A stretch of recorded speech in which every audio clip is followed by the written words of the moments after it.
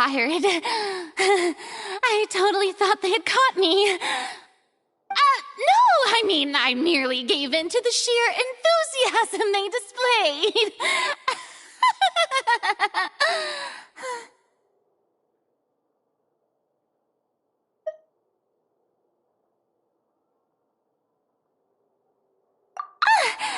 You're right. Yep, that's a good girl.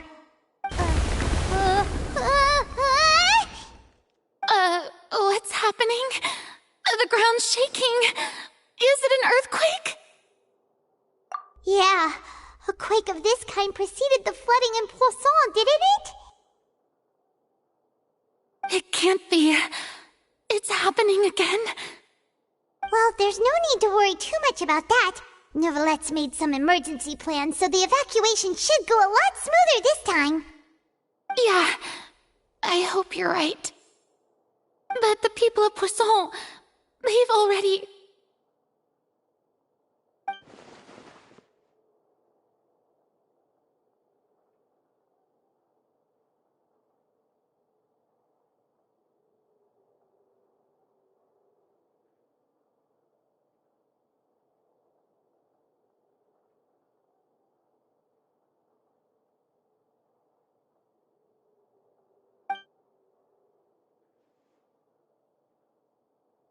It's true. I've been investigating the prophecy for hundreds of years. I once had informants all over Tevat, searching for clues and feeding information back to me. I've tried all kinds of ways, too, to hold back the sea. Anything to keep the coastline from advancing. But all my efforts proved to be futile in the end. Really, the truth has been clear to me for a very long time. We cannot make an enemy of the divine. No matter what we do, the will of the heavenly principles will have its way, and the prophecy shall be fulfilled. Give up. I do love the sound of that phrase. It would mean finally coming to terms with fate, but also for me to finally be free.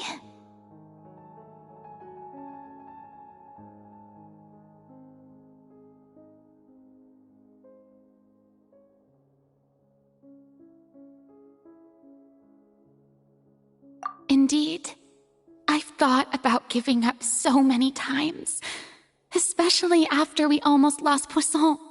Fate is really unreasonable, isn't it? It has no heart and obeys no rules. The prophecy has only just started to come true, and so many people have already lost their lives. But just now, it all became clear to me. I still don't have the right to come to terms with fate on behalf of everyone else.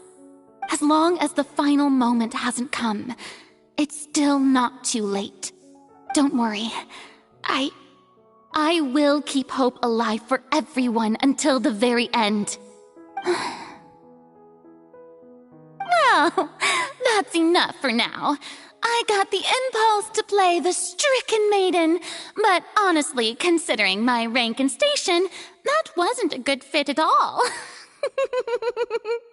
Don't take any of what I just said seriously. How could I possibly let Fontaine fall to the whims of trivial prophecy?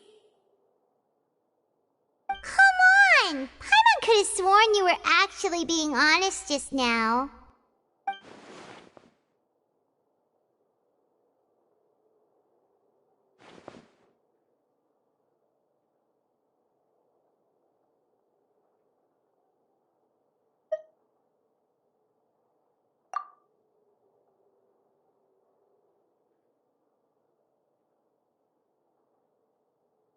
Share my burden. That's impossible. It was fated right from the start that this would be my duty alone.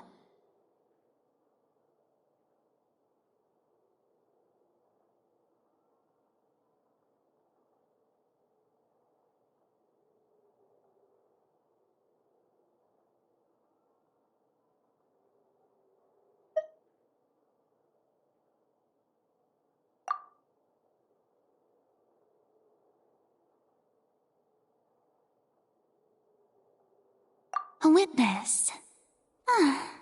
Yes, I've heard that you came to Tevat from beyond the stars, yes. In other words, you never belonged here.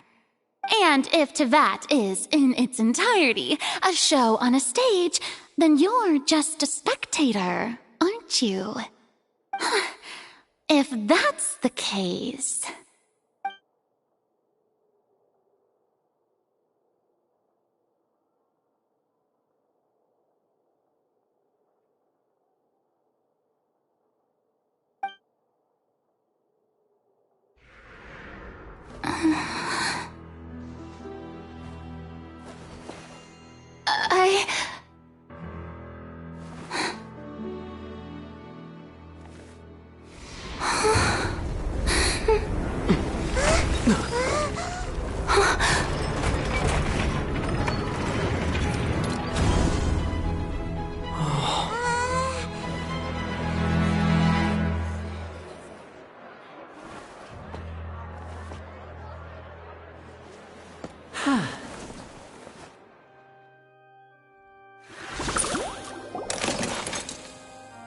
Ladies and gentlemen, this concludes my opening performance.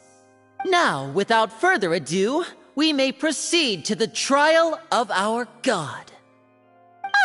So this is what it is. Yes, you deserve praise for the effort you took to raise the dramatic stakes. Do not forget, however, that I am Focalor, the god of justice, the embodiment of justice itself. Does it not strike you as even the least bit absurd to bring the very concept of justice to trial? May I interpret these words as your refusal to stand trial? In that case, you will have the opportunity to defend your honor through a duel. You would draw your blade against a god? I see. It seems like you have made up your mind.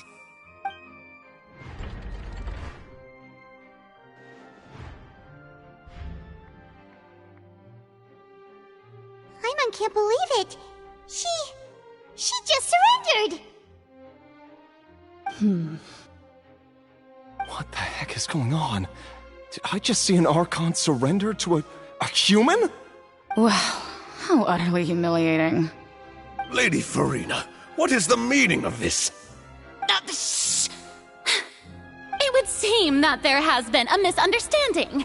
To be clear, the raising of both hands is not always an indication of surrender. Looking for excuses again, huh? I raised my hands just now to indicate my acceptance of the trial. No duel shall be necessary. I will admit that I've been running away for a long time. I'm sorry, everyone. I was unable to protect the people of Poisson. It is my duty to stand trial for my crimes. You are not the only ones to be disappointed in me. I, too, am exceedingly disappointed in myself. But now, it is time for the Hydro Archon to show you her courage and resolve. I, Farina, will use this trial to show the world the true meaning of justice! This time, I will protect you. Applaud and rejoice! One of the most outrageous and fantastical arcs known to the opera epiclese is now unfolding before your eyes. Mark my words, this shall be one of the most exhilarating and brilliant shows ever to grace the stage of Fontaine! The trial of the Hydro Archon, Focalor, will now begin! Woohoo! Oh, now we're making history! Why does it feel like Farina just took over the whole thing? Like, come on! Didn't she just get forced to stand trial for her crimes?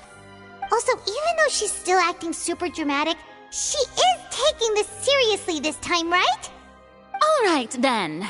Who will will be my opponent in this trial? The court asks the prosecutor to please take the stand. Is that so? Very well. Then please speak, witness of Tivat, my accuser and fated opponent.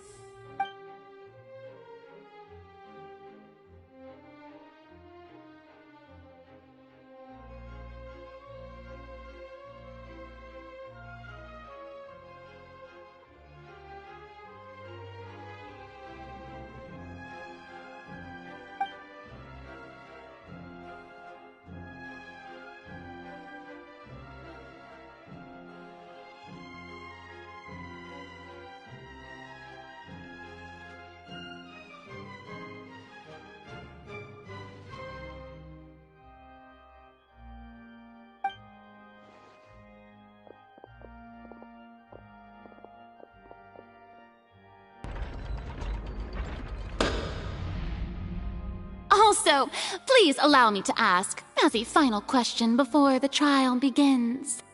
Just how much work did you do to force me onto this stage? Well, we did do a lot of prep after the meeting that day.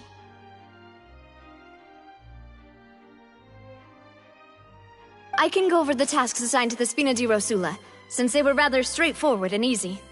Navia, the president of the Spina di Rosula. Most of the people who participated in the disturbance this morning were my subordinates. They changed into plain clothes and came to the Opera House as regular audience members, waiting for the perfect opportunity to incite insurrection against you. The people's resentment against their Archon has been building as more and more of the prophecy is fulfilled. A spark was all we needed to turn smoldering anger into a flame. Moreover, according to our understanding and analysis of you, when something like that occurred, you would likely flee the scene and head to Poisson by yourself. So, we arranged for a second group to lie in wait there. So, you mean, the ones who scoured the settlement for me were also from the Spina? And their goal was to force you to step into the giant magic box so you may personally participate in the greatest magic performance in all of Fontanian history. That's right. That house was a magic box, rather than someone's residence. As the super ultimate version of the setup that I used when I first performed at the Opera Epiclese, the volume of the box was increased by a whole order of magnitude, and the distance it traversed was the entire gap between Poisson and Aranias. Its cargo, of course, was an Archon instead of a human. My thanks, Farina. Without your help, we could never have pulled off such an extraordinary performance. You're welcome? Of course, this performance was only made possible with Father's support. The House of the Hearth spent a massive amount of labor in Mora to pull this off. We had to select a location, construct the giant magic box, dig a tunnel, and open up a path through the water. It was a lot of work for all of us. So, in other words, the earthquake that we felt within the giant magic box was just a normal tremor from the transportation of the whole house? That's right. It wasn't a sign of another disaster to come. Then, I can guess Nervilette and Cloran's parts. You gathered a crowd, prepared a stage, and made sure that the champion duelist would be immediately ready for a fight. Also that as soon as I appeared on the stage, the trial may commence without a hitch. Am I right? Yes, that is correct. Well, Clorand, I must commend you for your courage. Only the most outstanding champion duelist in all of Fontaine would accept a duel with an Archon without flinching. Thank you. As for you, Traveler, I suppose your role was to keep me distracted with conversation once you found me in Poisson. You'd make sure that I didn't notice anything amiss before revealing yourself as my prosecutor once we'd arrived onto the stage.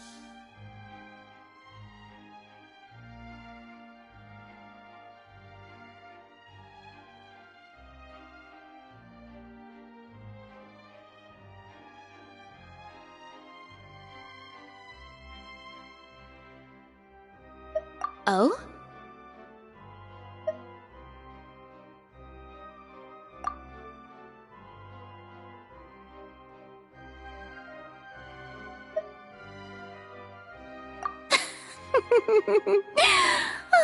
Is that so?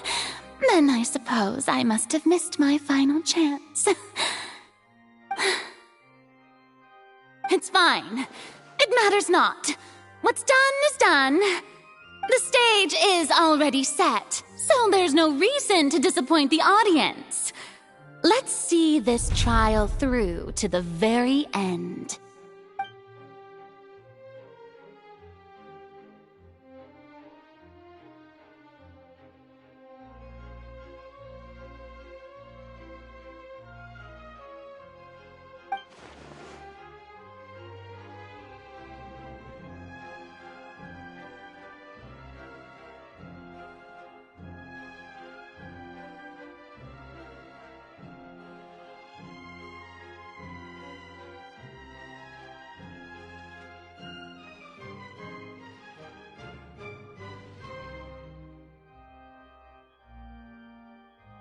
Sir Prosecutor, please allow me to pass this along. This is a document that Miss Charlotte applied for and received permission to share with you during the trial. According to her, it should speed up the proceedings. Huh? Charlotte wanted to give us something? Oh, so she's here too! Hey, Charlotte! Oh, let Paimon see. Isn't this the exclusive interview that she did with us before? So she's already finished it, huh? Wait, then that means this document is a perfect timeline of everything that's happened ever since we stepped foot in Fontaine! So in other words, we can refer to this anthology of evidence every time we want to use something from our journey as evidence for an argument!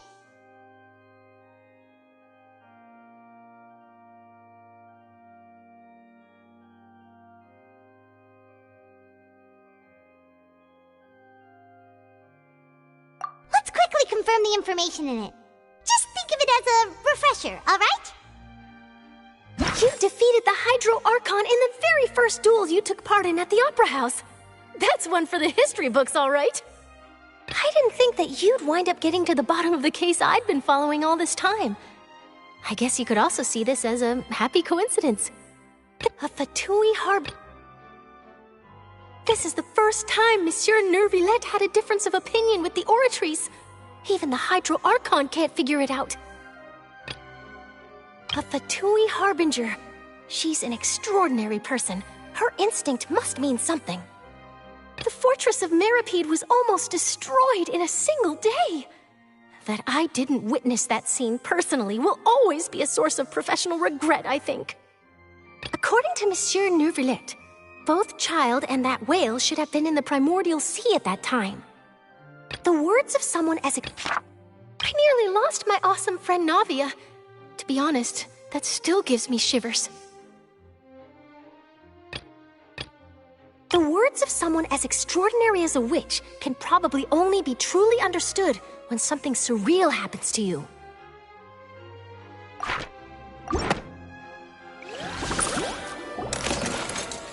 The prosecution and the defense are both in position. The trial shall now begin. Oh, come on, Nervillette. There's no need to repeat all the unimportant legalese. Just fast forward to the part where the prosecution lays out my offenses. As the defendant and the lead actress of this performance, I still haven't even been informed of my supposed guilt in all of this.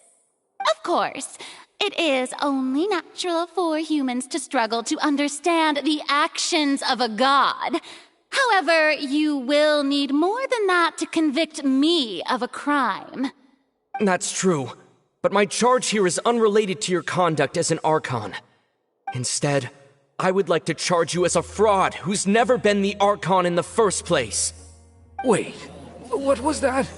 Lady Farina's a fraud? Hey, I came here thinking that we were going to try the Hydro Archon for forsaking her duty, but did I hear that right? She's not our Archon at all? Charge accepted. Lady Farina, Do you plead guilty to the charge?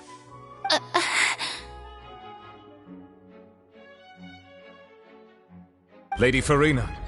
I plead not guilty. How can I be guilty? There is no way that I, Focalor, otherwise known as Farina de Fontaine, a member of the Seven and the Regina of all waters, kindreds, peoples, and laws of Fontaine, could be anything other than your true Archon. Yeah, even though Lady Farina can be rather eccentric, isn't it going too far to doubt her very identity? Yeah, I've never questioned her identity either. Sure, Lady Farina can be super irresponsible, but what grounds does that prosecutor have to make such a huge claim? I have cause to believe that common sense will prevail in this case. Many of the members of the audience have known me as the Hydro Archon ever since they were born. There would be no fooling their memory. See? Even the Oratrice has decided to show me its favor. Are you sure you want to commit to a charge that will never be upheld? If you wish to drop the case, I can promise you as the God of Justice that you will not have to face trial for making a false accusation. We will treat everything that's happened as a dramatic spectacle and move on with our lives. What do you say to that?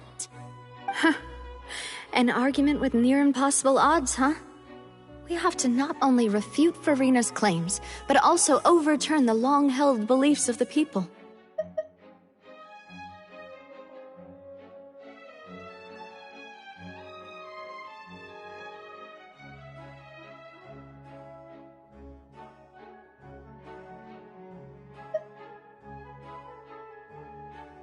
Well, I tried to give you the chance to surrender.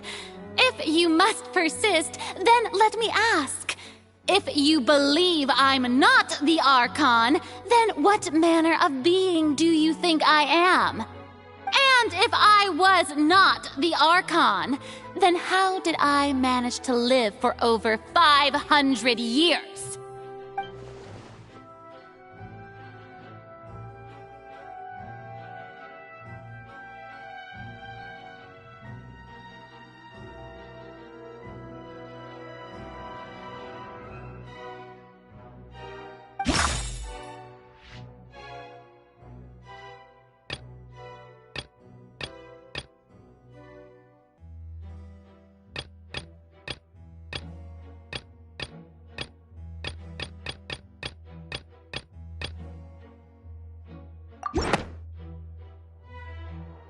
That doesn't sound right. Paimon doesn't think this clue can be used as compelling evidence to build...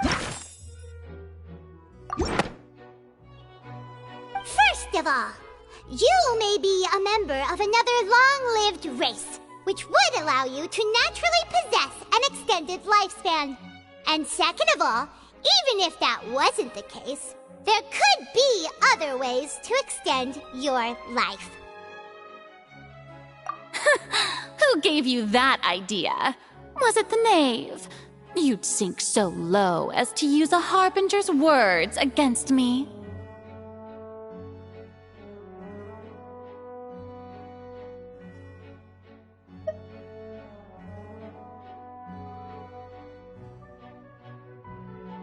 A curse? I once thought it possible that the aura of an Archon might naturally resemble a type of curse. But in light of this claim, perhaps what I sensed was not your divinity, but a curse after all. Neuvillette sensed it too, huh?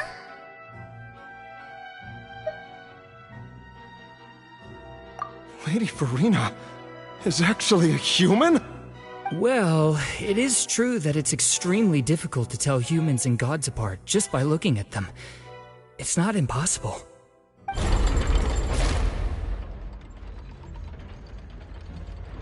Well, don't start celebrating too early now. Even if I have been carrying a curse like you said, how does that prove that I am merely a human being? Besides, everyone knows that the main difference between a human and a god is the possession of authority. Gods can do what humans cannot. That's why they're worshipped as gods. For centuries, manifestations of my authority have served the nation of Fontaine.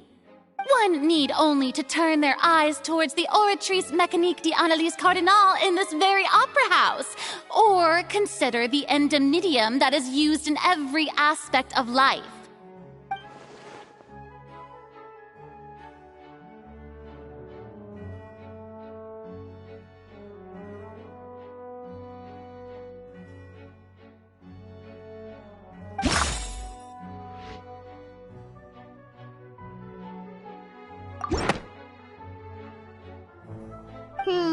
That doesn't sound right.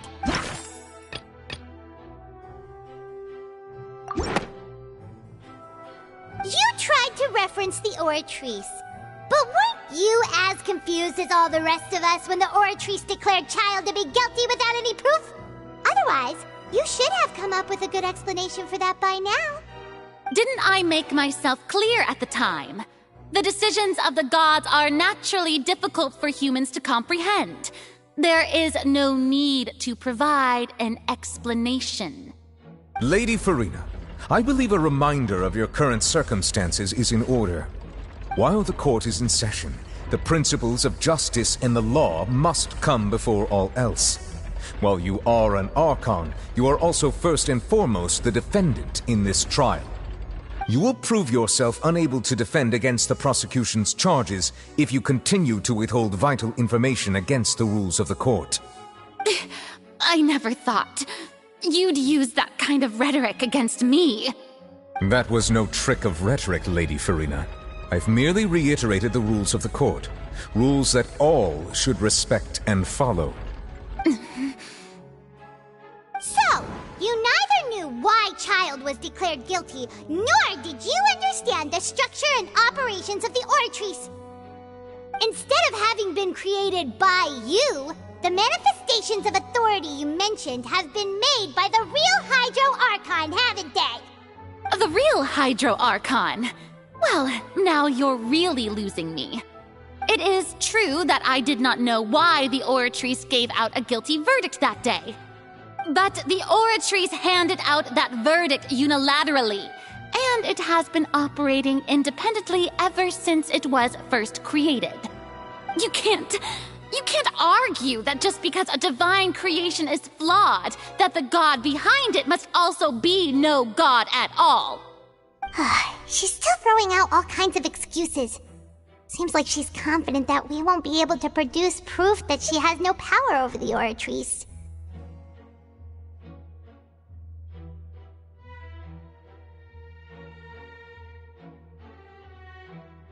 My power as an Archon.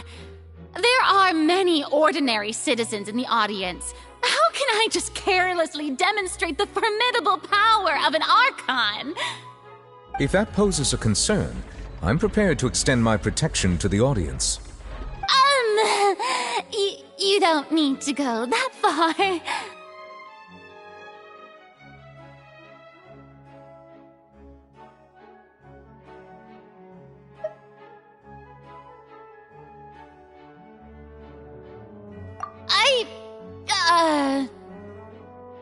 Aren't you the Hydro Archon? Or is it that you can't even wield the power of Hydro, much less the authority of a god? Indemnitium! Yes! It's all because of Indemnitium! All Archons derive their power from the faith of the people, and I've converted the people's faith in justice into Indemnitium! Thus did I give up all of my divine power to provide everyone with energy for their daily lives. Have you ever seen a more magnanimous god? Isn't that a huge stretch? Yeah, no matter how generous an Archon can be, how could they give up all their power? Can a god with no power even still be called a god? It seems like nobody's buying Farina's excuse. Hey, come now, everyone. Please don't stare at me as if I was a liar. I'm still the same Farina you knew, right? The one that you loved. Shouldn't you want to believe in me? Please, you've got to believe me. If what the prosecutor said is true, she really has committed a grave offense. Did she deceive all of us? And all of our parents and grandparents too? And all of our ancestors? Ever since they were born? Enough! That's enough. Tell me then, if I'm not the real Hydro Archon, then who is? If you have no evidence of another Hydro Archon's existence, nor can you find anyone who can back up their claim to be such, then what grounds have you to say that I'm not actually the real deal? Wow, she came up with yet another argument. How can we refute her now? Seems like she really doesn't want to give up.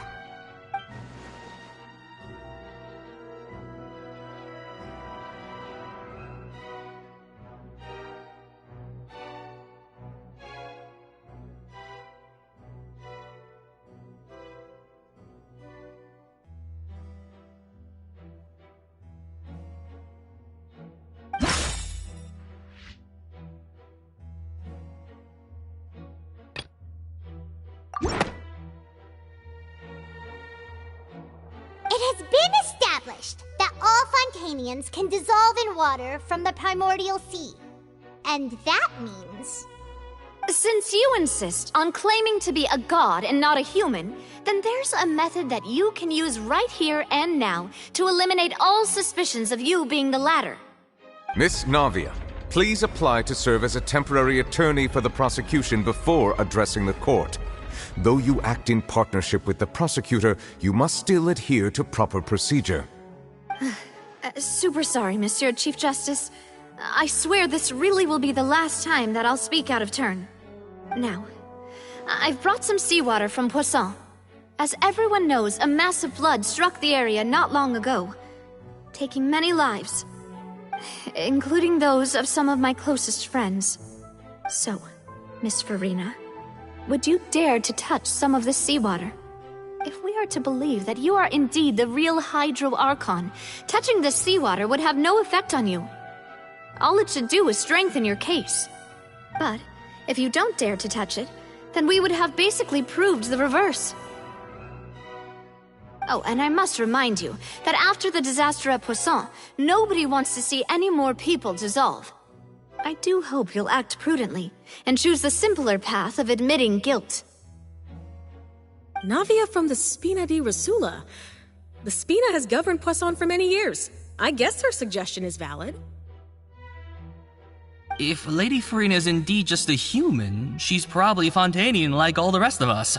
Would she really dare to try?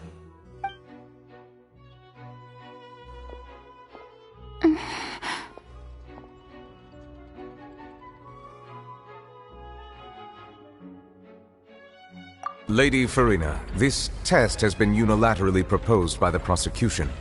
As it falls outside the realm of standard court proceedings, you possess the right to decline participation.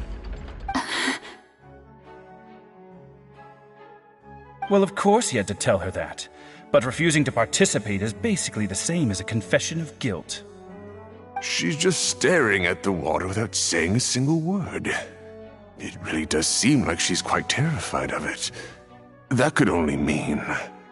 What's going on? Is she really planning to... that's not what we thought she would... Due to the inherent risk of the test, Lady Farina, you may... What? Hey!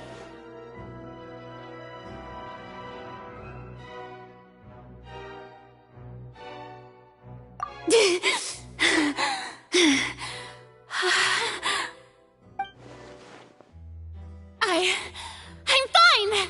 Look at me, everyone! My hand is still here! I haven't been dissolved! Will you believe me now? I really am your Archon! I'm nothing like a normal human who would fall apart as soon as they touch this water! Really, was this not the most obvious thing in the world? Miss Siegewin? If you're present, Miss Siegewin, please come forward and attend to the defendant. Siegewin? Don't be nervous.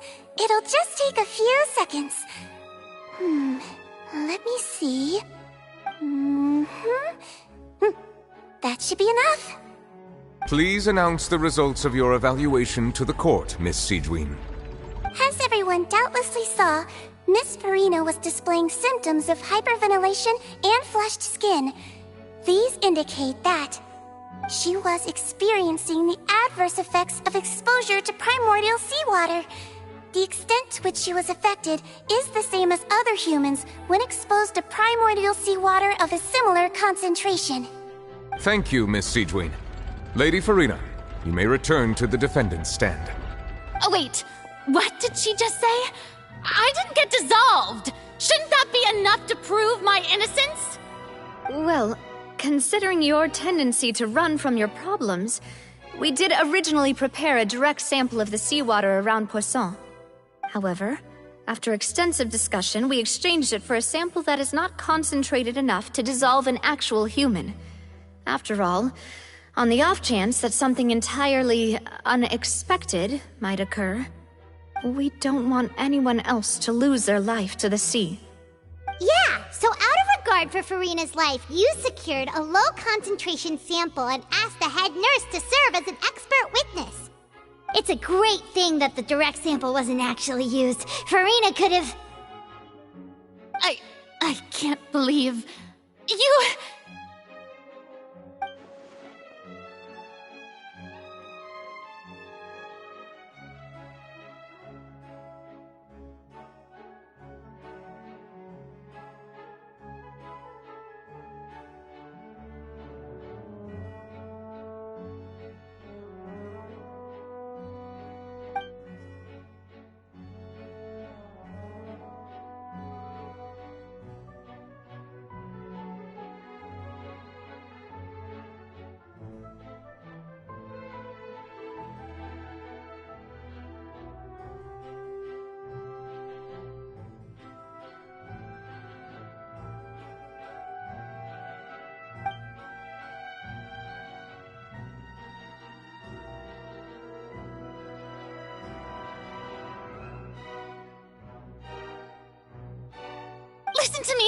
Listen to me, everyone. Please don't give me such cold and disdainful looks.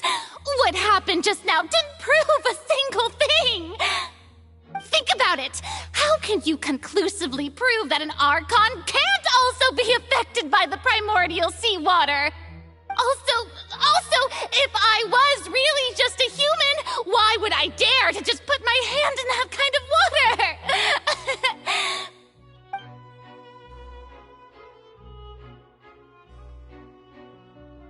Please, anyone, just listen to me! I swear, I really am your Archon!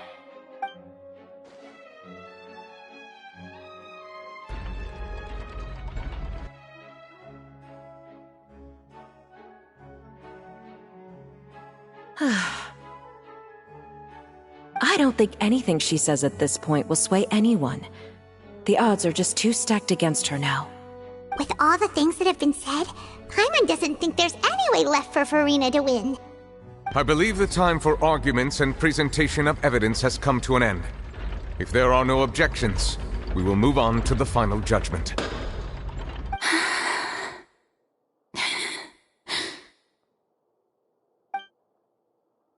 I don't think anything she says at this point will sway anyone. She's too stacked against her now.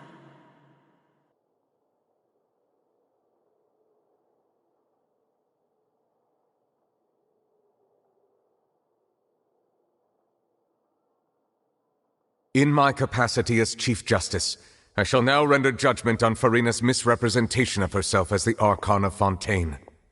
As a human who knowingly deceived her fellow citizens, Farina is... guilty.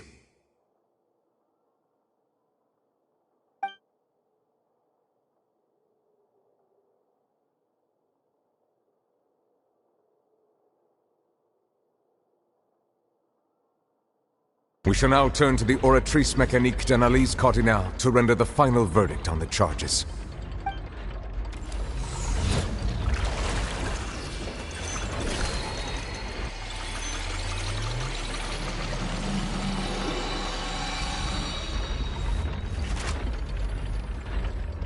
According to the judgment of the Oratrice Mécanique d'Analyse Cardinale, Farina is... Well, what's wrong? What's the Oratrice's verdict? No, the Oratrice also displays a guilty verdict. Isn't that correct then? However, the exact wording of the verdict is thus.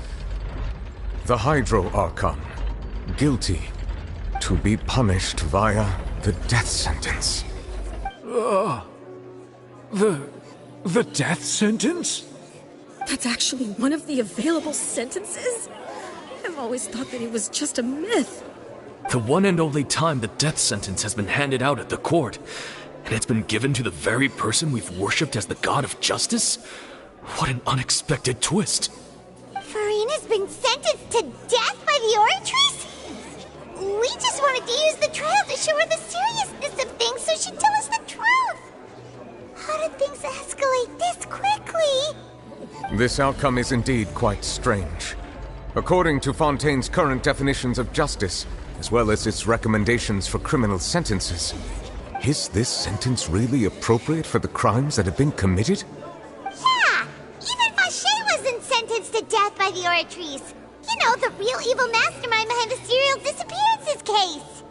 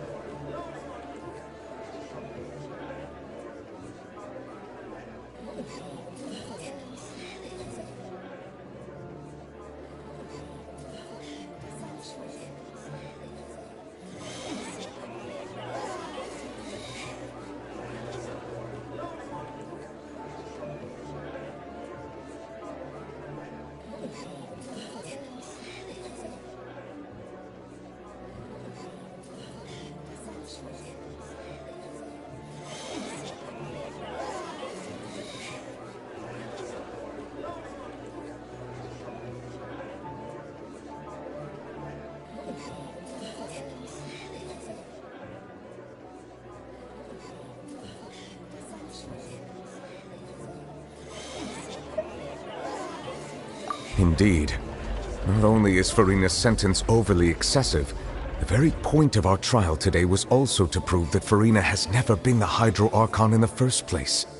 But now, the Oratrice seems to have deliberately invoked the title of the Hydro Archon. What does this mean?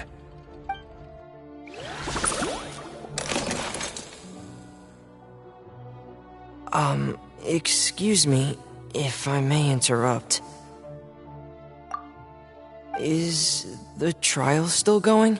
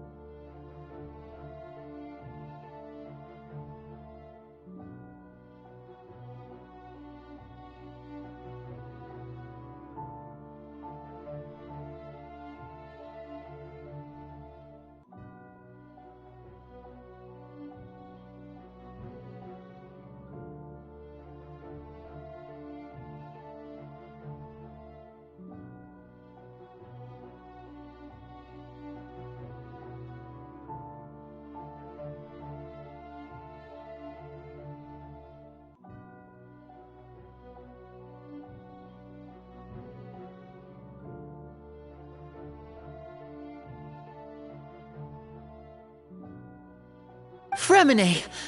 You finally made it. I assume this means you've completed your mission? Mm-hmm. Any mission Father assigns to me will always be top priority.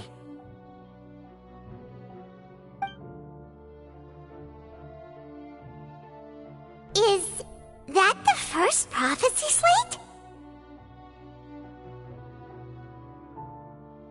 Huh. So the knave privately arranged for Fremine to try and find the missing slate. I looked everywhere and finally found it at the bottom of the sea.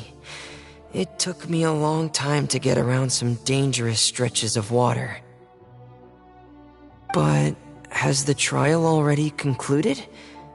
Then doesn't that mean I've come too late? Oh no. Father will be disappointed in me. Thank you for your hard work, Mr. Fremine. Please allow me to review the record left on the slate. Traveler, I believe that you have already seen the other existing slates, and would like you to come here and confirm their contents.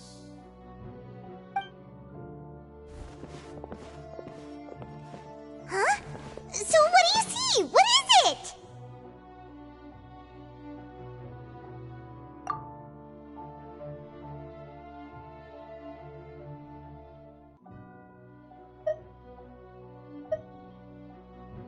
I believe I have now made sense of the Hydro Archon's crime.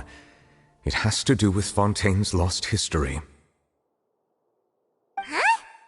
Isn't the Hydro Archon just guilty of deceiving her people? Oh, wait, no, that's Farina, and we've already proven that she's not the Hydro Archon. So when you say Hydro Archon, do you mean the real Hydro Archon we've been kinda talking about? In truth, everything that you've encountered in Fontaine up until this point can be traced back to the contents of these stone slates.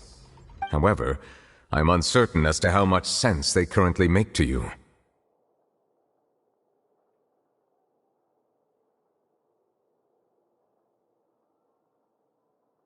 Okay, let's try to recall the contents of the other 3 stone slates. Paimon will do her best to help you remember.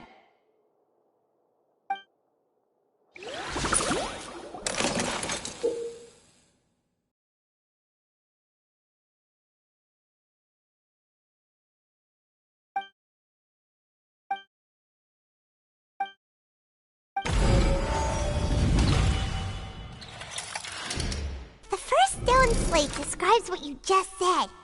It seems to show the previous Hydro Archon using her divine power, and then the Oceanids turn into humans. Does that mean that Fontanians are transformed Oceanids? Oh, Paimon wasn't expecting that. But if Oceanids can turn into humans, then perhaps this process can be reversed as well. The second stone slate shows Celestia floating in the sky, and the Hydro Archon and her people worshipping it together. But the heavens still brought judgment down upon them. This must be the point when the Hydro Archon and the Fontanians were branded with their original sin. Does this mean that the original sin and the Hydro Archon sin are the same thing? The third slate shows the Hydro Archon sinking into the sea surrounded by many people.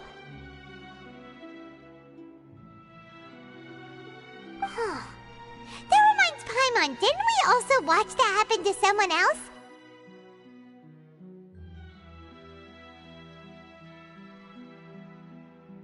Well, the fourth slate is the prophecy the Fontanians have been talking about. People dissolving into the sea, the Hydro Archon crying on her throne, and so on.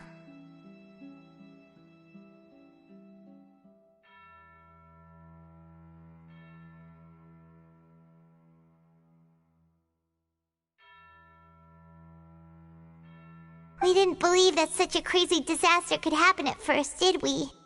But after that incident, it was just a question of when and not if.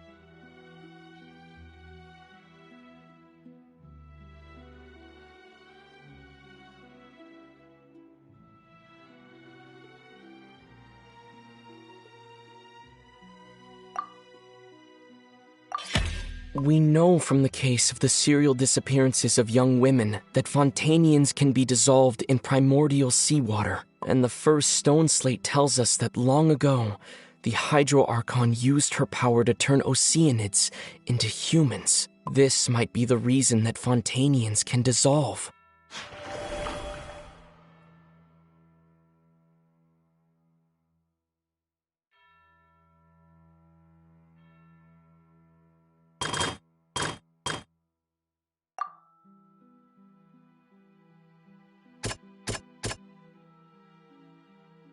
That doesn't sound... Perhaps what is about to take place has all happened before. The true sin of the Hydro Archon that Nervalette mentioned, and the original sin cast down on the people of Fontaine by Celestia, as recorded on the stone slates.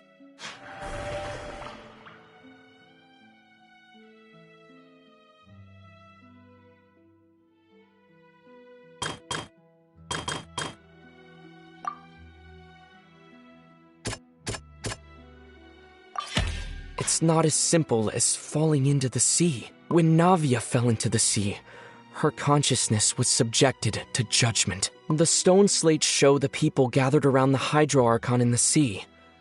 Could that be alluding to the same thing?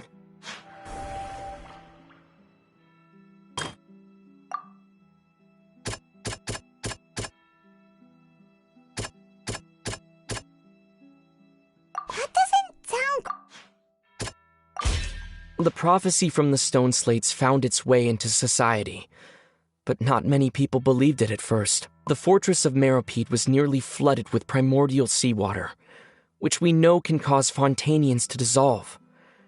It seems increasingly likely that the prophecy may come true. If we hadn't dealt with it in time, things could have gone very badly. They'll dissolve into the primordial sea but won't cease to exist. Their essence will flow in the seawater, converge, and take the form of an Oceanid.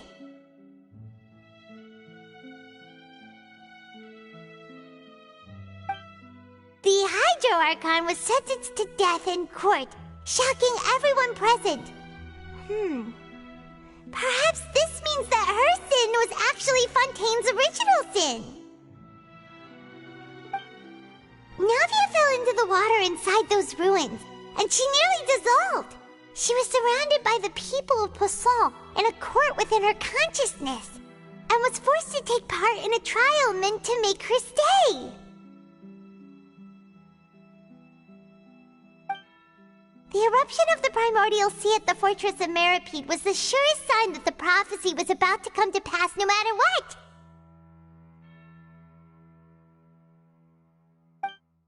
The stone slate's contents can all be verified by recent events. If we combine what we know together, loads of truths should come to light.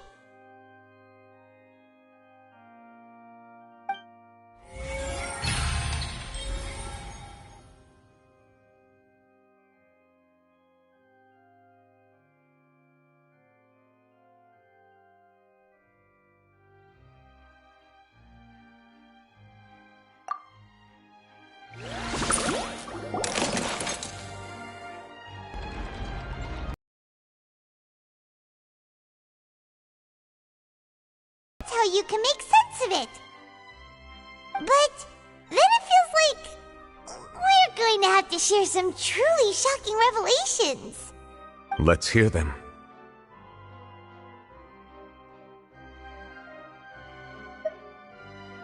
Incredible. Linny, did you hear that? We're not real humans. All Fontanians were originally created by the late previous Hydro Archon, with Oceanids as their basis. The evidence for that can be found in how only Fontanians could dissolve in primordial seawater, and how all the girls Vacher dissolved were also turned into Oceanids. Oh, and according to Navia, when she was about to get dissolved, she also saw everyone gathered around for a trial, all of them in the shape of Oceanids. Indeed.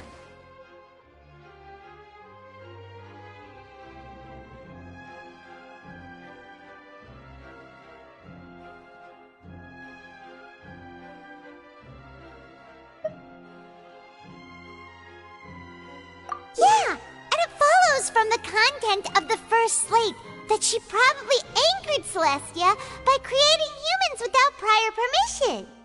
That could also explain why the Oratrice judged the Hydro Archon to be guilty. It's to account for that ancient sin. The Hydro Archon's true sin was creating us? And yet, after many hundreds of years, the Hydro Archon's creations have turned around to try to judge the Archon within the Opera Epiclese. The twists of history are all... Yeah, isn't the... And yet, after many hundreds of years, the Hydro Archon's creations have turned around to try to judge the Archon within the Opera Epiclese. The twists of history are often the most unexpected of all.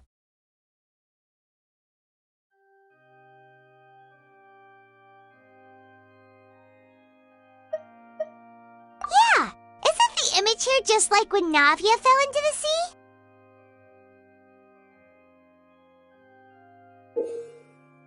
So wouldn't it be trying to show the image of the Hydro Archon also falling into the sea once the prophecy has been fulfilled in the fourth slate?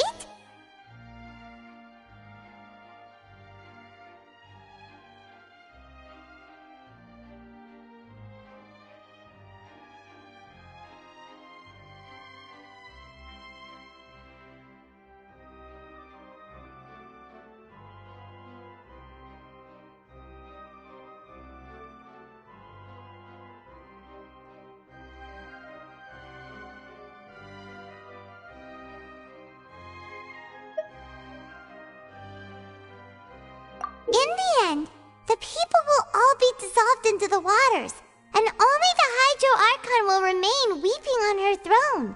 Only then will the sins of the people of Fontaine be washed away. Did Paimon get all that right? You've made some keen deductions. I must say, given how much you still don't know, it is impressive that you've already managed to connect so many pieces of the truth. However, while you were able to decode all the information on the slates, they've also been etched with an additional layer of hidden information using a different power source. When we were at the ruins, I tried to decipher the hidden information recorded in the slates.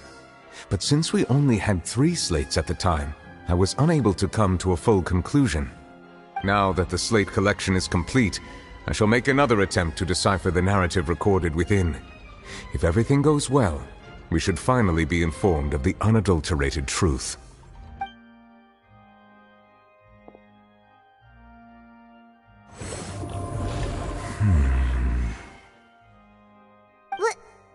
Well? Did you get it?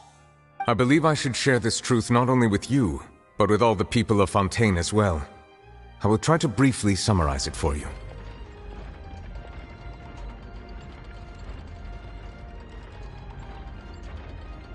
Your hypotheses regarding the origin of Fontainians and the sin of the Hydro Archon were both correct. In the Fontaine of old, the previous Hydro Archon sensed the yearning of her Oceanid familiars for life on land.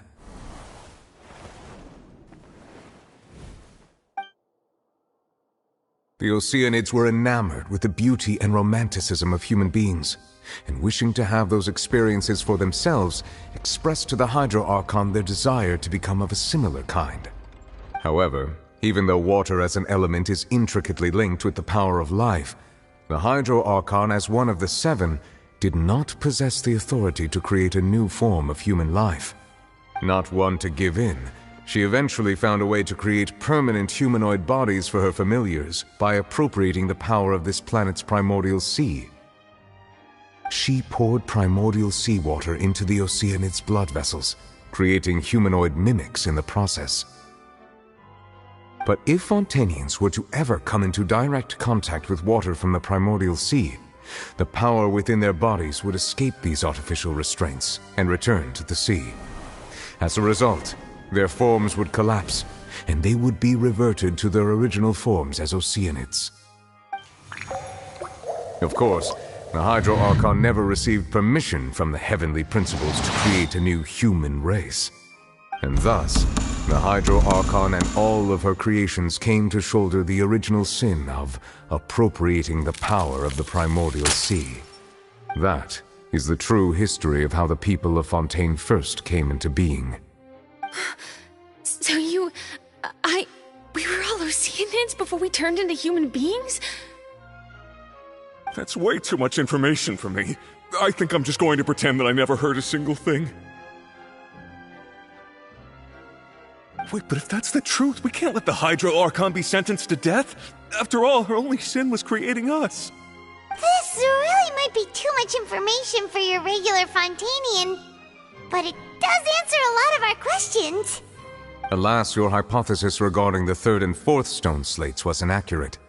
The slates' respective positions are, in fact, correct.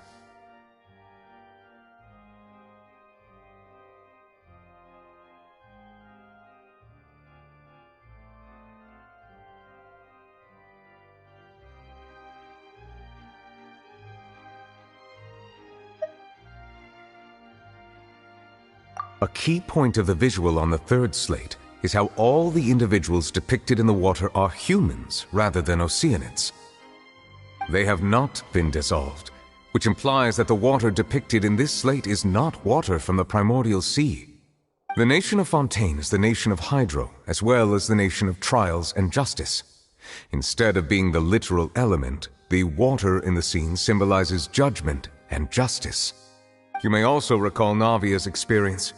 When she fell into the sea, her consciousness was surrounded by that of many others who intended to hold a trial to determine her fate. Therefore, the meaning of the third slate is that the people of Fontaine shall try the Hydro Archon at the court of justice. Yes, it refers to our present situation. I think I'm following now. So, what you're saying is, even though we decided to put on this trial to avoid fulfilling the prophecy, in truth, everything we've done has happened exactly as the prophecy foretold. So now, it seems, we're the ones making sure it comes true. What should we do? Huh. No matter what, the prophecy will be fulfilled. Is this what it feels like to be a prisoner of fate? If that's the case, does that mean the scene in the fourth slate will also be fulfilled soon? Traveler, I would like to point out another small fallacy in your deductions. About the fourth slate, you probably thought that the eruption of primordial seawater beneath the fortress of Meripede served as the surest sign that the prophecy was about to come to pass, yes? However, I believe that rather than being a sure sign, that eruption could in fact only be a small warning of something far worse to come. As for the root cause of the catastrophe, I believe you've already encountered it once before.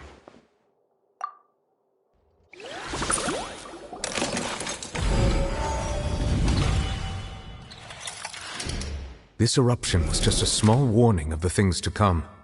We must find the root cause of the disaster.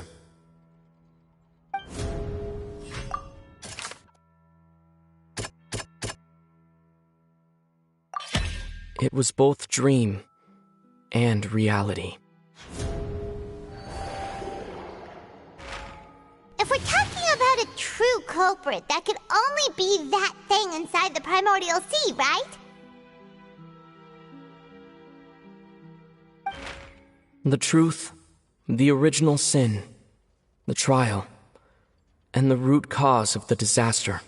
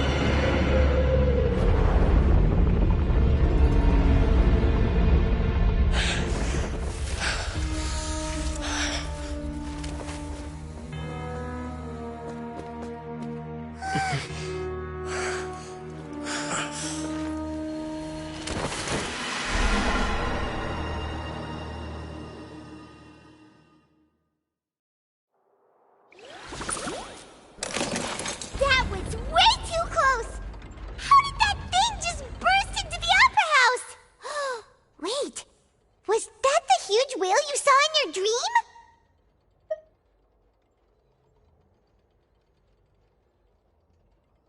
So we've met it at last. I understand very well why it has chosen to make an appearance here. That whale does not belong to Tevat. It is a monster that has traversed the stars, weeping all the while.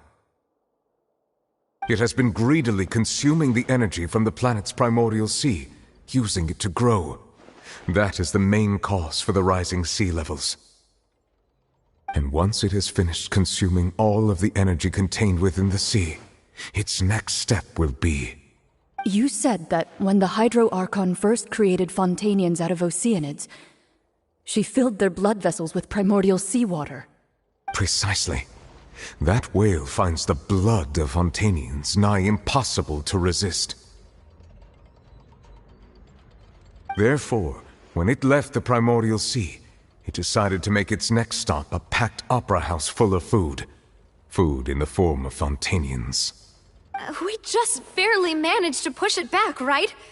In that case, won't it come back to target the people again once it's managed to recover its strength? That is correct. Indeed, it is more accurate to say that we should thank that Harbinger for buying us some time. Without him, the whale would have likely come onto land far sooner. From the way he looked, he must have been fighting the creature for quite a long time. That battle maniac. We've always known that he had a special connection with that whale, but we definitely didn't expect it to help us out like this. Anyway, now that we know that this whale is the actual cause of the disaster recorded in the prophecy, all we need to do to stop the prophecy would be to find a way to beat it up, right? It is too late. It had already absorbed too much of the primordial sea's energy before we could notice it. At this point, it has become practically integrated with the sea itself. Even if the entirety of Tevat were to be destroyed, it could still survive and swim off towards some other world. That's not something I will accept. We've already done everything we can, and we even found the true culprit. We've come so far. You can't just tell me that the last hurdle is some impossible foe. That's just not fair. Indeed, that's not how a grand performance should end. I'll fight it to the end, no matter what. So the prophecy will be fulfilled no matter what, huh?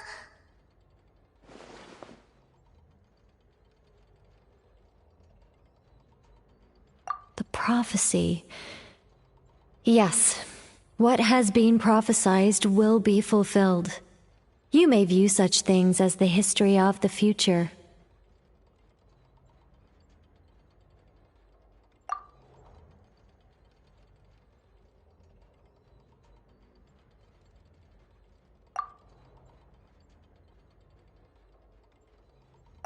Just as prophecies are usually only the future as seen from the perspectives of the gods, could things be happening in hidden corners, where the gods' gaze does not fall? Ultimately, fate shall serve as your only guide, no matter what will happen in Tevat's future. All you need to do is to play your part.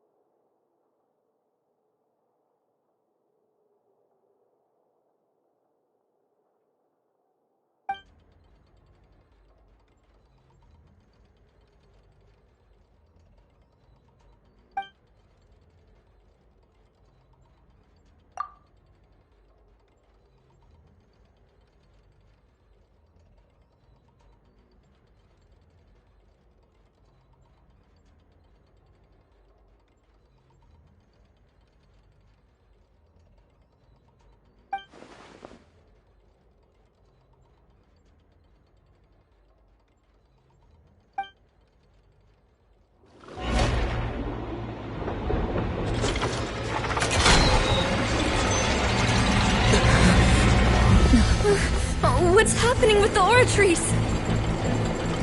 I believe it is preparing to carry out the death sentence.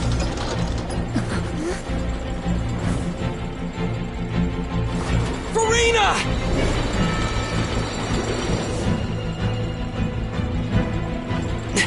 No, I still need answers.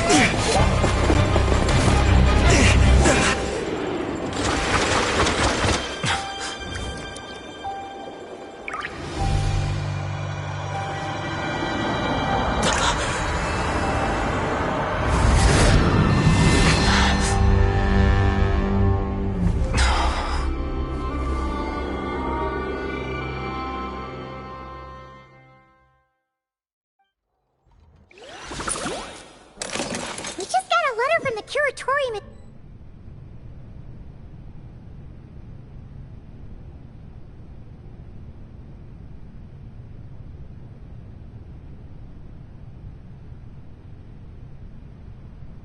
You...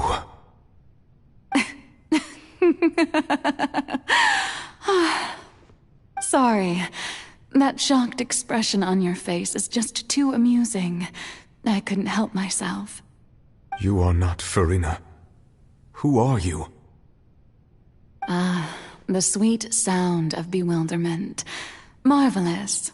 A sure sign that my attempt to deceive everyone was a resounding success.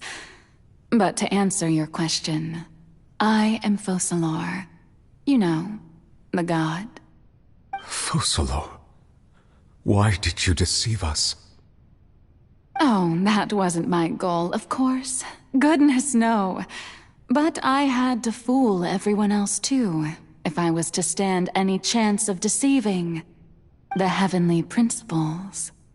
Deceiving the heavenly principles? It's all because of that pernicious prophecy. Dreadful, wasn't it? Everyone doomed to dissolve. Fontaine condemned to be flooded.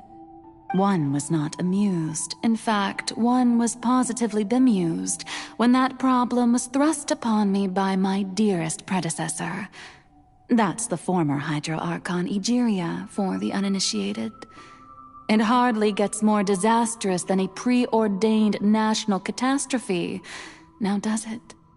She knew full well that the prophecy would surely come to pass.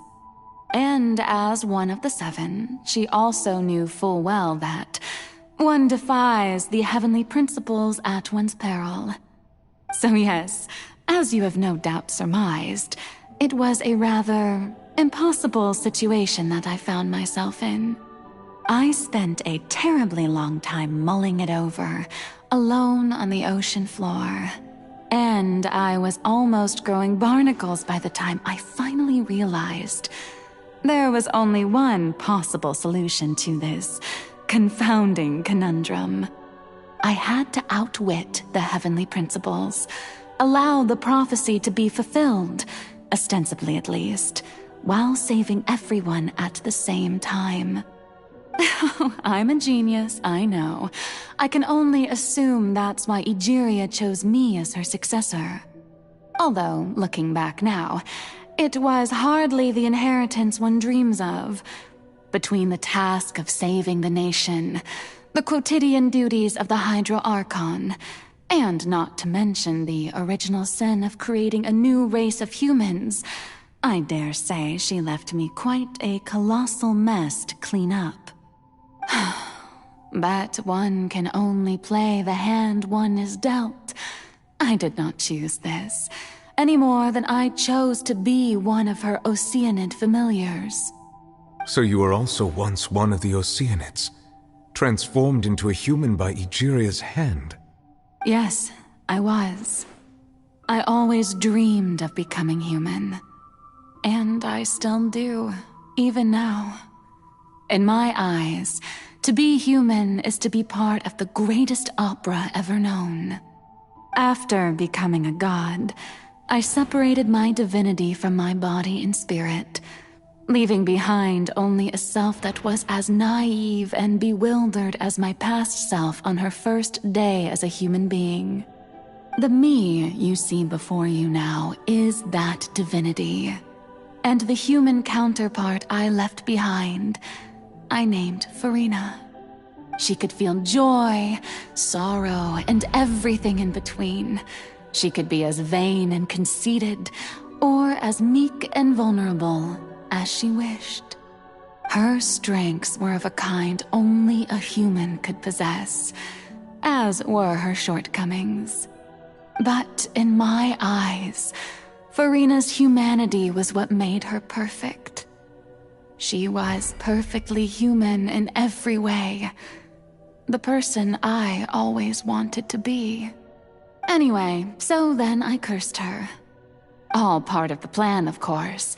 The plan to deceive the heavenly principles. Do you still remember the final scene of the prophecy? The Hydra Archon alone, weeping on her throne. In order that the prophecy might appear fulfilled, I invited Farina to be an actress, to play the part of the Hydro Archon in the prophecy. Under the curse I placed on her, so long as I, Focalor's divinity, continued to exist, she could not die. But nor was she free to live her life in the pursuit of happiness. Instead, she was forced to take the stage in the opera house, to embrace the role of leading lady, to forever play the part of the god from the prophecy, all to create a deceitful appearance of that prophecy coming to pass. I suppose now you probably understand why your court is called the Opera Epiclese. But Farina is only human, isn't she? Even though she has had a long life, her mind is no stronger than that of any other ordinary human being. I cannot begin to fathom what she has had to endure. It must have been torture for her. It has indeed. And although she is, in a sense, me in human form, I most definitely owe her an apology for it. It's been 500 years, and all along, she's been playing her part in the most unimaginably long, unbearably lonely, and agonizingly painful opera of all time.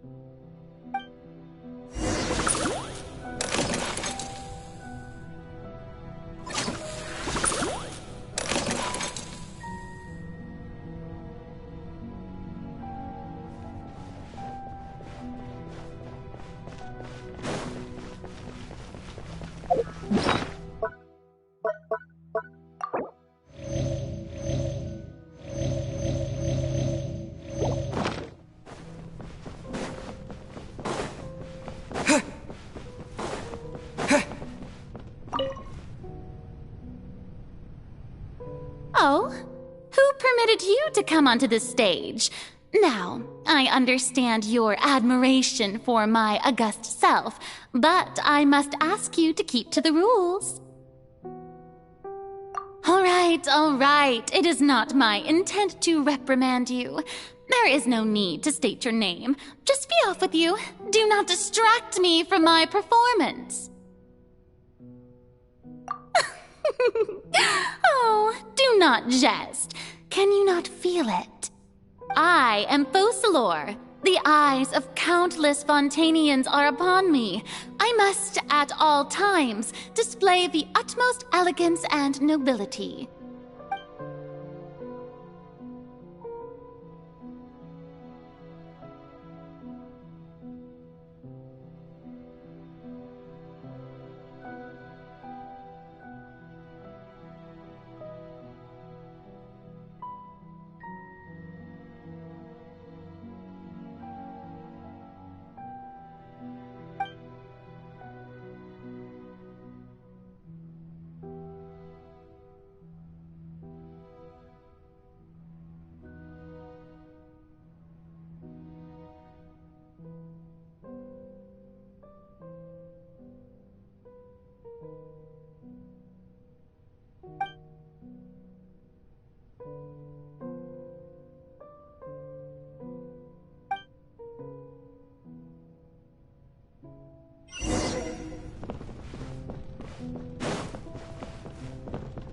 Dear audience, the performance is experiencing a technical difficulty, but worry not.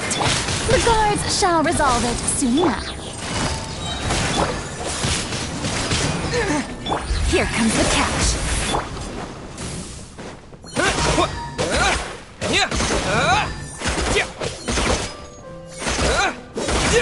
Boba, get them!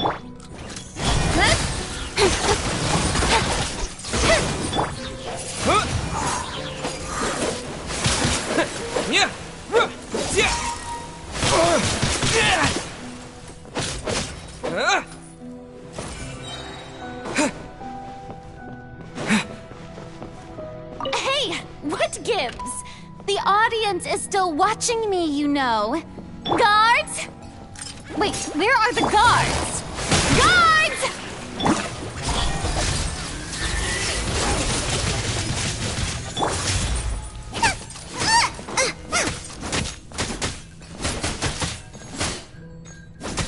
Nice and spicy! With the wind! Don't blink!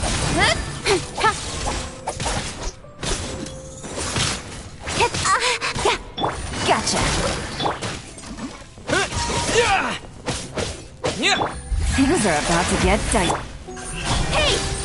Boba, get them! Eat this!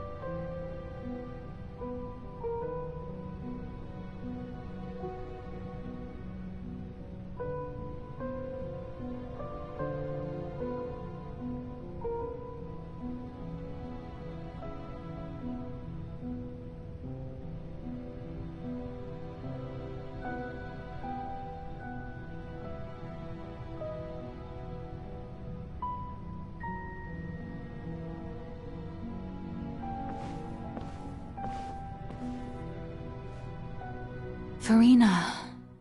Farina. Huh? Who's that? Who's calling me? Where are you? Be not nervous. Be not afraid. I am before you. Wait a moment. You're near me? How can this be?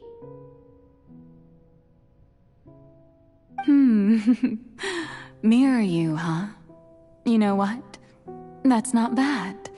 Let's go with that. Mirror me? What do you wish to say? The prophecy. Have you heard of it? What prophecy? Wait. I know. I think. I don't know why, but it's in my head somehow.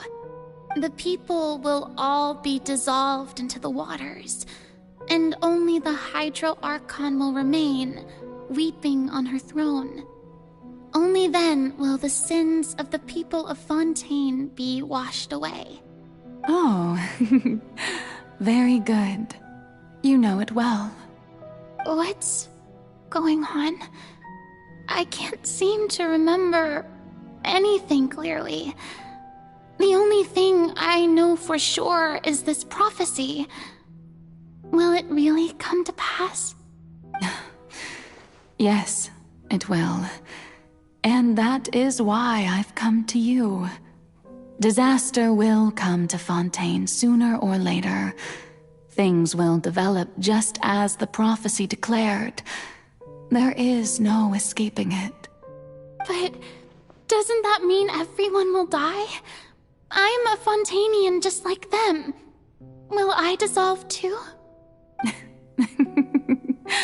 Oh, don't worry. Magical meetings exist in this world precisely to give people a chance to turn things around. It is the reason why you met me today.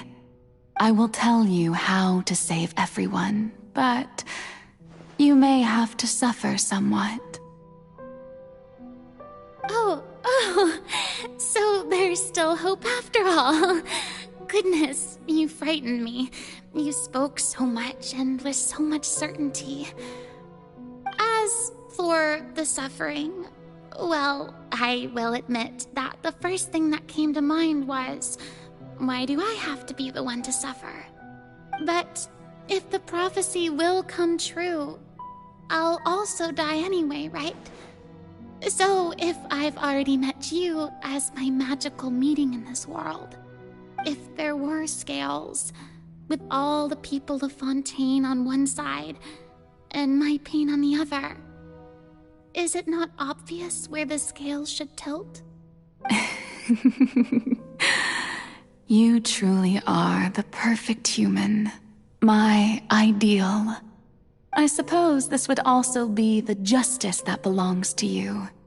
Huh? Don't worry, it's nothing.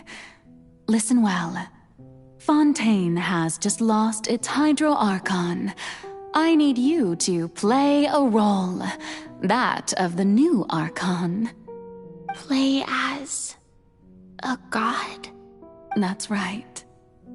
You must begin a never-ending masquerade. You must never let anyone suspect your identity. If you can keep it up, then I shall have my way of defying this prophecy. But should your identity be revealed, then all hope will be lost. But how will I do this?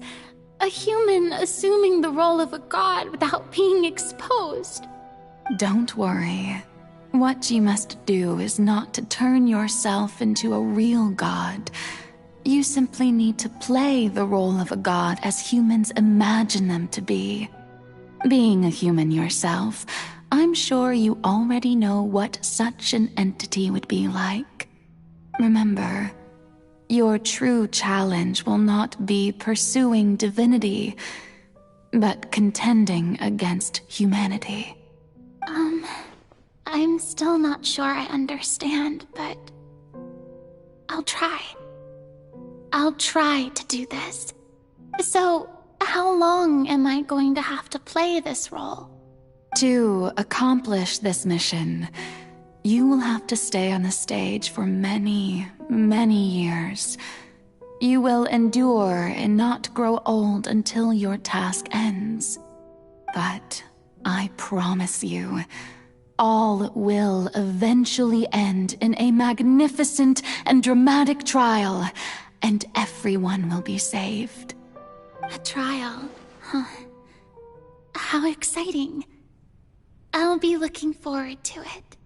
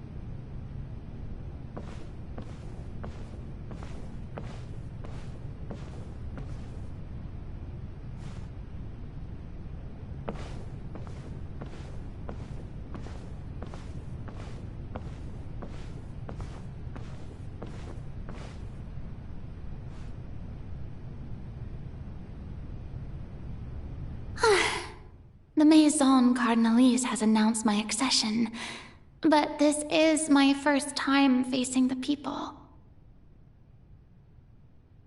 What should I say to most appear like a god?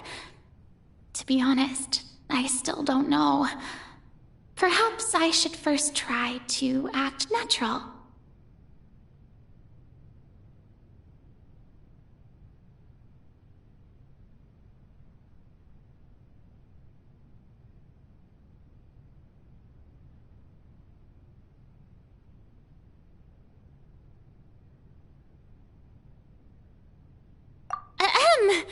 Ladies and gentlemen, good evening, and welcome to the Opera Epiclese. I'm sure you've all heard about how I have taken on the role of Hydro Archon.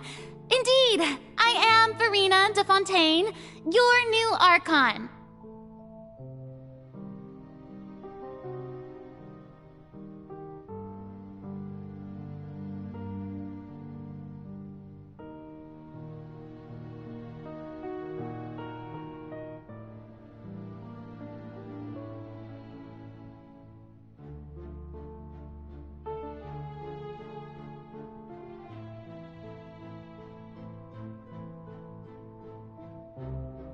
In truth, I know little about becoming a nation's new god, but it will be my honor to guide you all.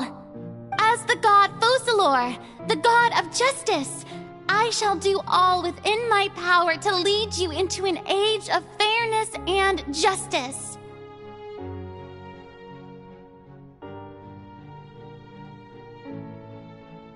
Once again, thank you all for coming.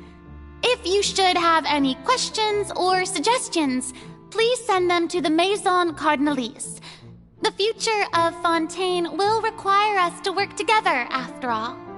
This should do it. I thought I might stammer, but thankfully, I was able to convey my thoughts just fine. Okay, and next.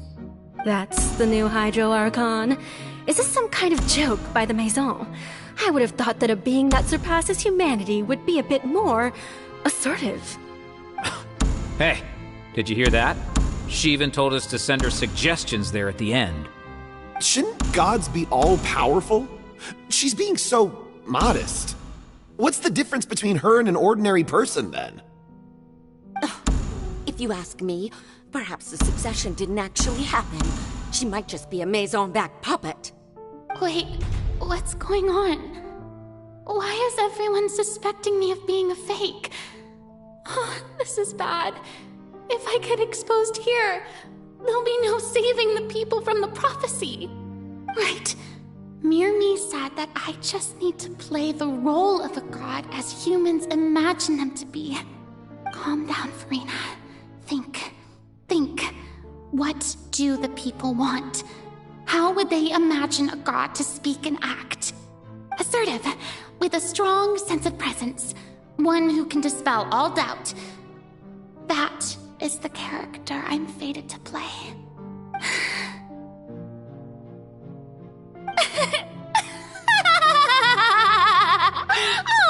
Oh, very good, my people.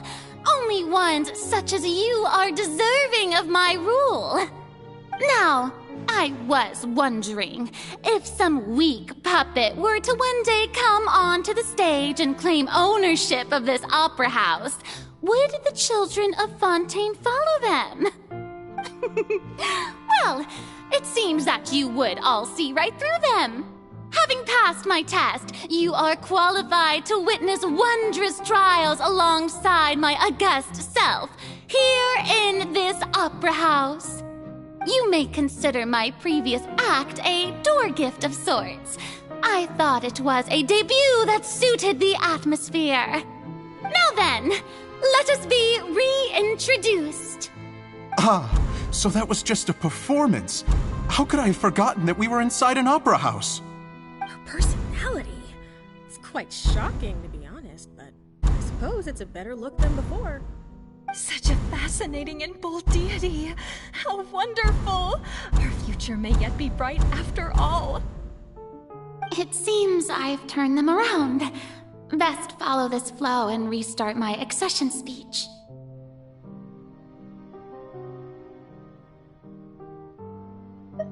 My dear people, whether you acknowledge me or not, whether you trust me or nay, I say to you, keep faith in your ardor for justice.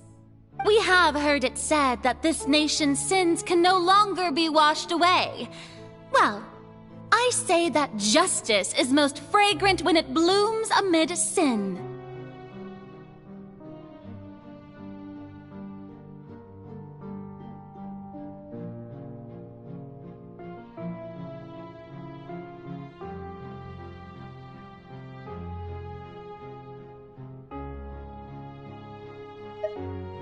The scales of justice should not weigh heavy in the hands of its god. On one side, it must carry fairness and justice. And on the other, praise and applause. May law be the prayer on our lips. May judgment be our worship. Let us light the fires and drink to the future of Fontaine.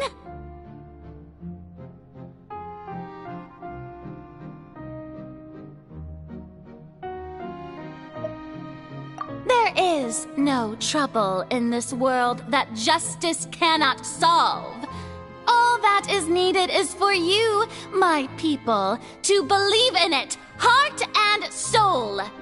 So long as I, the Archon Focalor, stand within the Opera Epiclese, so long as I stand before the Oratrice, I shall even judge the gods of this world!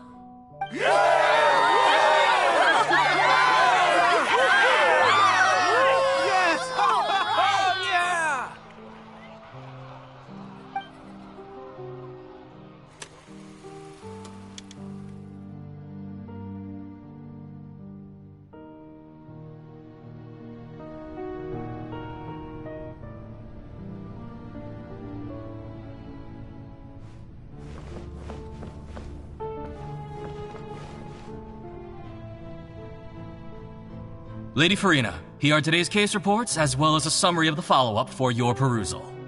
Come now. Was I not just at the Opera House in person? Leave these kinds of things to Neuvillette. Besides, none of these trials were the one that I'm looking forward to the most. If I may be so impertinent, what kind of trial are you truly looking forward to? A magnificent, dramatic, and wondrous trial. A trial to end all things. How could you hope to understand? That's true. I fear I lack the ability to grasp your divine thought, Lady Archon. No need for fright, and do not take what I said before too seriously. Go now, do your duties. The trial I await. It will come one day.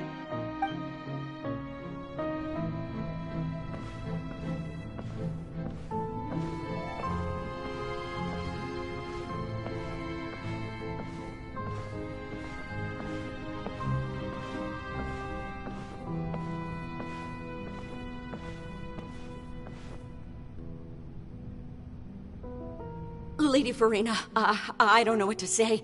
Thank you for agreeing to see me. No need to thank me.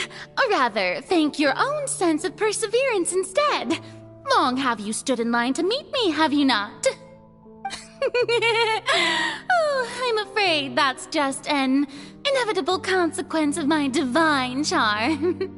All right, Deoteria, is it? How is your son's illness? You remembered me, and you knew of my family, too. He is doing much better now. In fact, he is far more of an ardent believer than I. He was the one who forced me to seek an audience with you, and to bring your words back to him. Oh, good. Very good. If this should happen again in the future, please do not...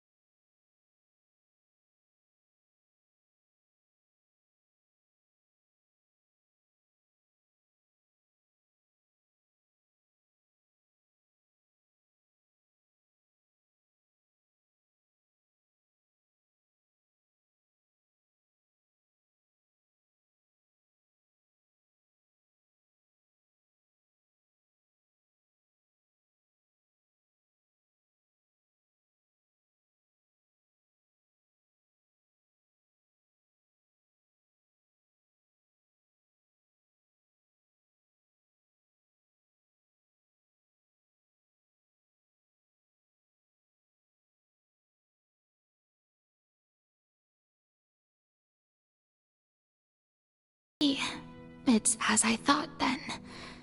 As your god, I did already expect this, but I wanted to see how far your human wisdom would allow you to analyze it.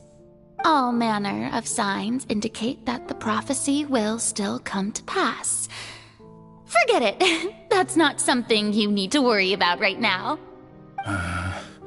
Well, as I understand it, the Fontaine Research Institute is also trying to find a way to counter the rising water levels. Really? Have they found anything? I'm afraid that they haven't found any effective solution thus far. Oh, is that so? Well, no wonder.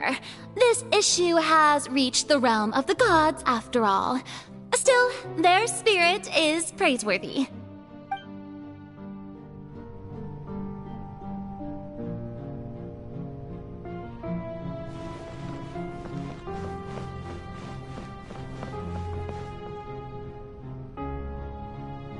The day is finally over.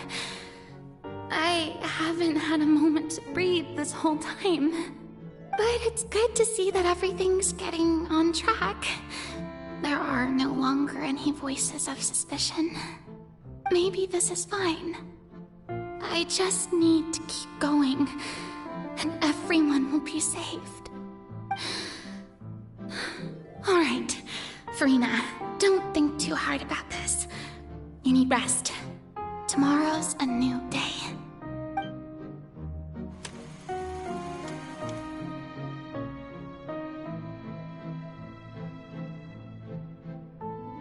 Lady Farina, here are the new trial reports for the latest cases, as well as a summary of the follow-up.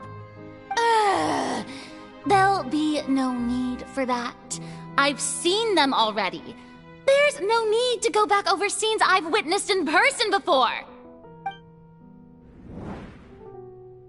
Lady Farina, I've waited so long for this chance to see you in this manner. Indeed, my dear, loyal citizen. This joyous moment is an honor for us both. Lady Farina, we're detecting significant hydrological anomalies near Poisson. Understood. Keep monitoring. Keep me informed should anything come up at the Institute.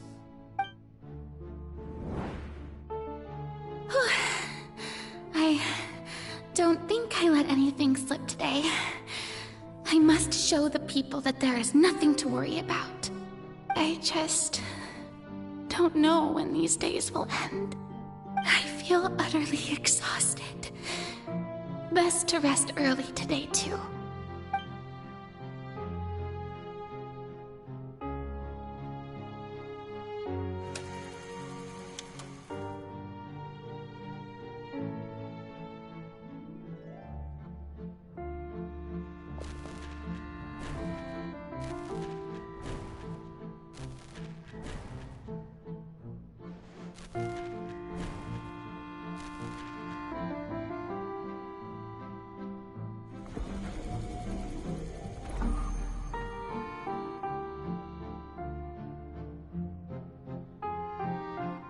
Lady Farina, it's like a dream being able to speak with you up close like this. I've heard that the first member of our family who was honored to receive an audience with you was Madame Dioteria, almost 20 generations ago. And what a fine family yours is indeed. It brings me great joy to meet such a faithful believer. A descendant of a line most ardent. Surely you exaggerate, Lady Farina. My lady? What is it, good citizen? Oh, are you crying? Oh, really now? I didn't even notice. This must be the overflow of hydro from my person. Well, can't quite help being the god whose dominion is the waters, can I? No wonder. No wonder. A manifestation of your power, then. Oh, Archon, I am honored to have witnessed it. Honored indeed.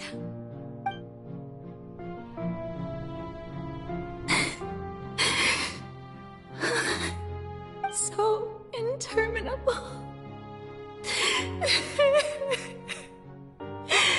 So lonely. Just how much longer? Hundreds of years must have passed by now. Perhaps the show must go on for hundreds more. I never imagined that it would hurt so much. Have I reached my limit? No. Perhaps I reached it long ago. Today I didn't even notice my own tears. I want to tell someone, anyone, about this. But would that not destroy all I've done so far? I've conducted so many investigations across the centuries, but there's not even a sliver of hope that we might break the prophecy. All I can do is keep heart. I must maintain this act. It is the only way to save Fontaine. Please, mirror me. You have to succeed.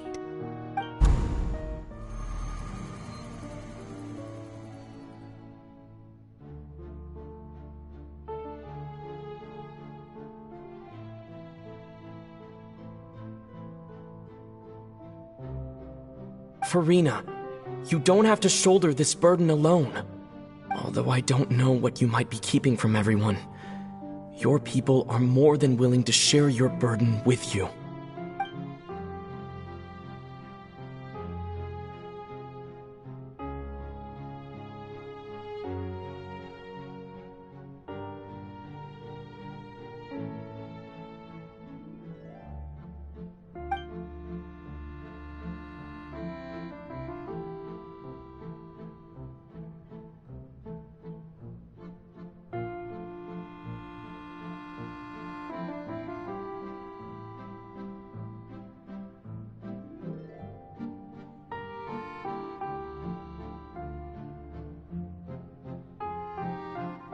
Share my burden. That's impossible. It was fated right from the start that this would be my duty alone. But even if your burden doesn't need to be shared, you can still choose to confide in someone. Just share it with me. I'm what you'd call a witness. A witness? Yes, I've heard that you came to Teyvat from beyond the stars, yes. In other words, you never belonged here. And if Teyvat is, in its entirety, a show on a stage, then you're just a spectator, aren't you? If that's the case... He's right. I could confide in him, couldn't I? But if things don't play out as expected, the people of Fontaine will be the ones to pay the price. No, Farina. You shouldn't be selfish. But what if it's really alright? Farina, you've worked so hard.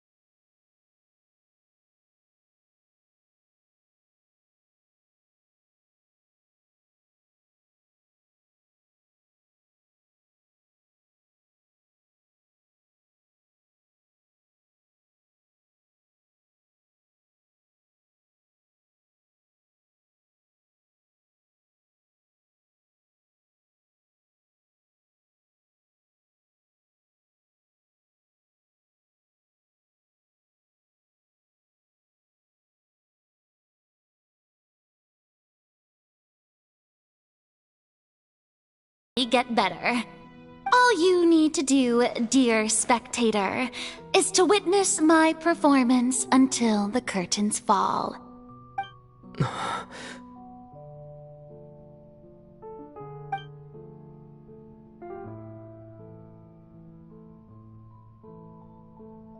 Fine.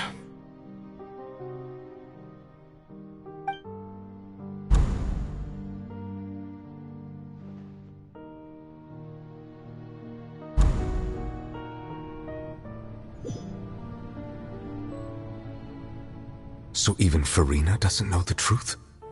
You've never once let her in on the full plan? Yes, it had to be done. To deceive the heavenly principles, you must first deceive yourself. She did very well.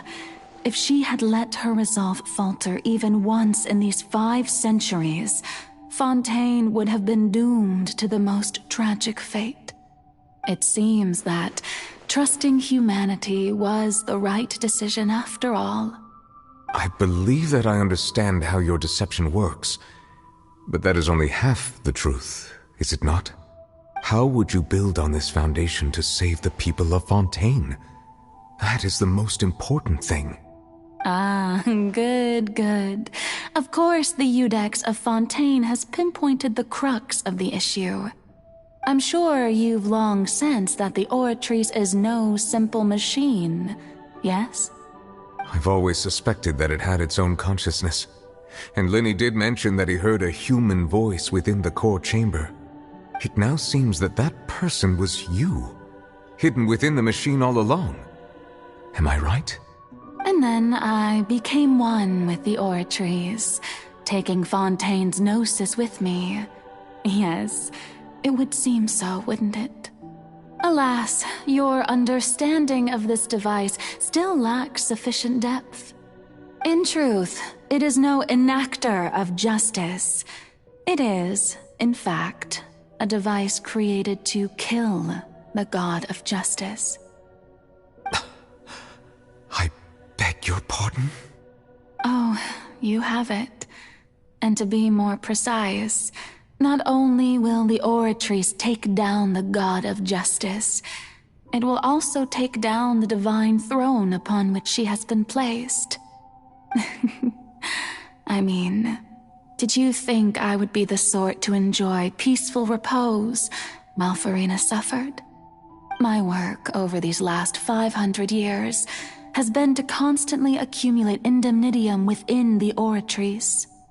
But really, some have already discovered that only a small fraction of the energy generated by the device was ever used to provide power to Fontaine.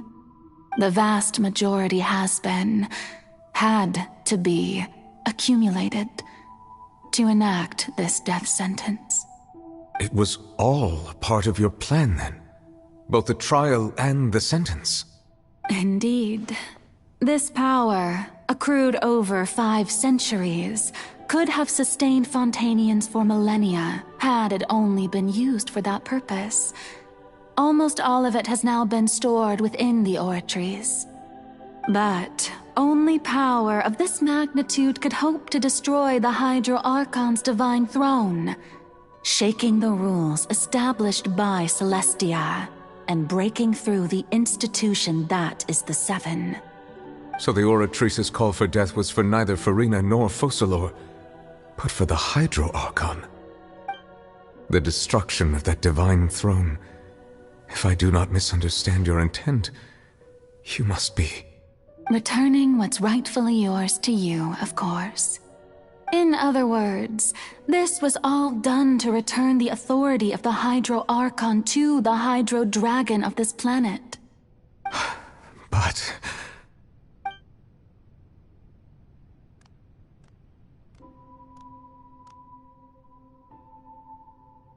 Oh, what? Getting sad again, are we? The authority of the ancient dragons shall soon be yours once more, O Hydro Dragon Sovereign. And this is the face you make. All you've done throughout the years is just so you can sacrifice yourself at the very end. I've never quite seen it that way, you know. Even now, I'm quite pleased at how well my deception worked.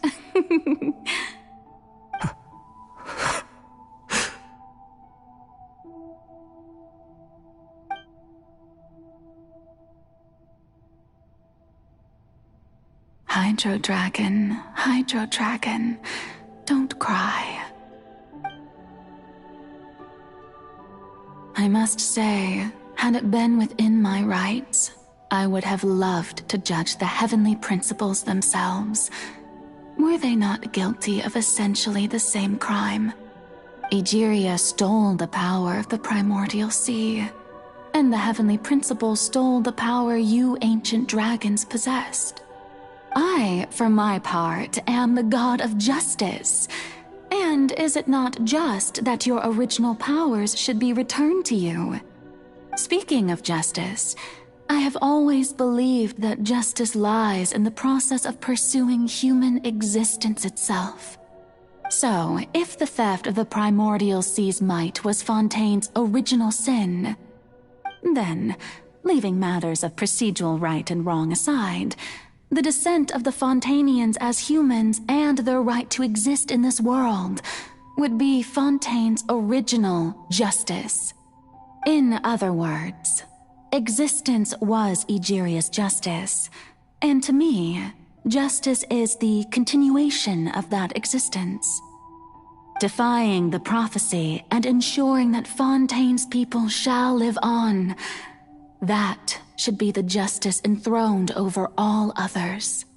At this point, we, whether it be myself or all other Fontainians, have shouldered the burden of this sin for far too long. Iudex Neuvillette, the highest judge in our land, when you regain your full power as an elemental sovereign, what verdict shall you pass upon us?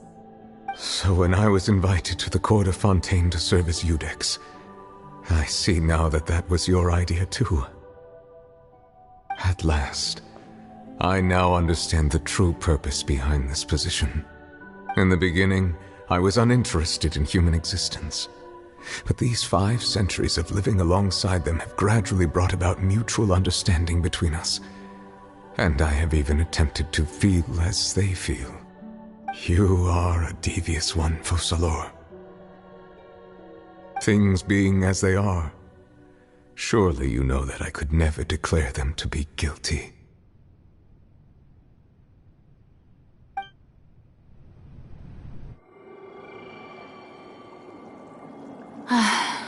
The hour of my execution is almost here.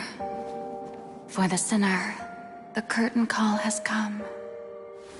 I know I may not sound it, but faced with death, I find myself a little afraid. Perhaps this is one thing both gods and humans have in common.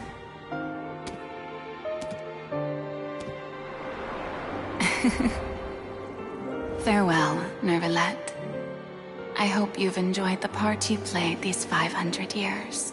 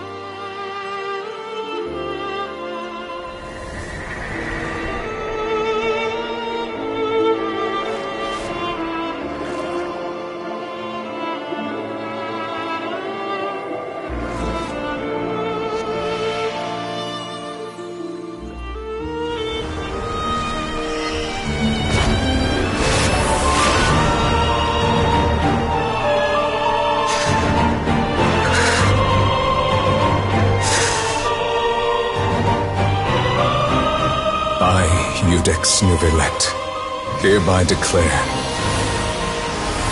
people of Fontaine, your sins are forgiven.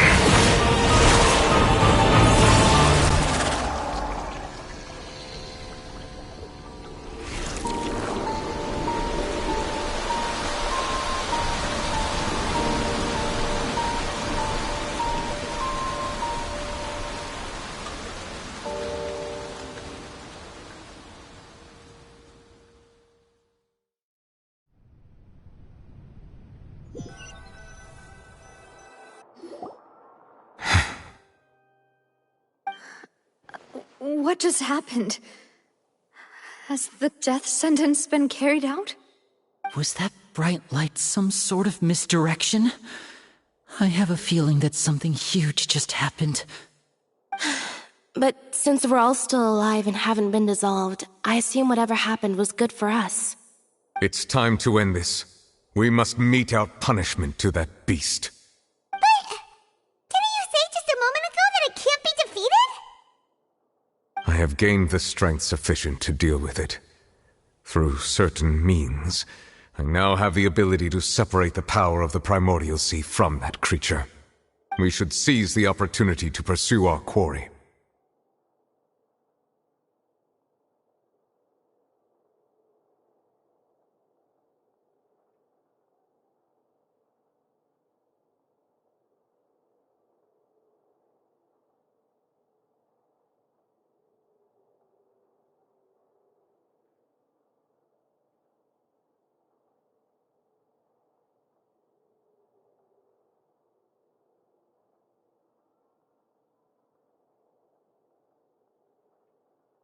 Traveler, now that the oratories can no longer function, I require an executor to help me mete out justice. The root of the calamities befalling Fontaine, the beast that enacts the prophecy. Its name is the all-devouring narwhal. Come with me, traveler. The hour of execution has come.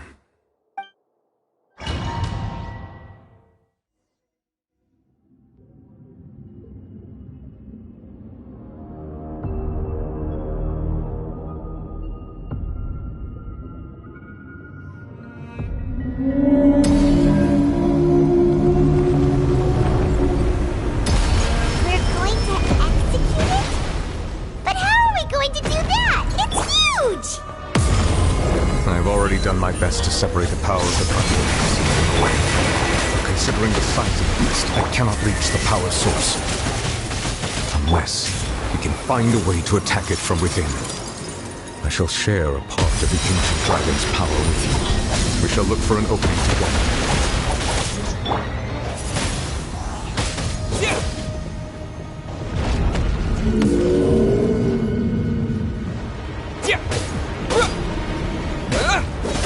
I can feel its sorrow turning into hostility.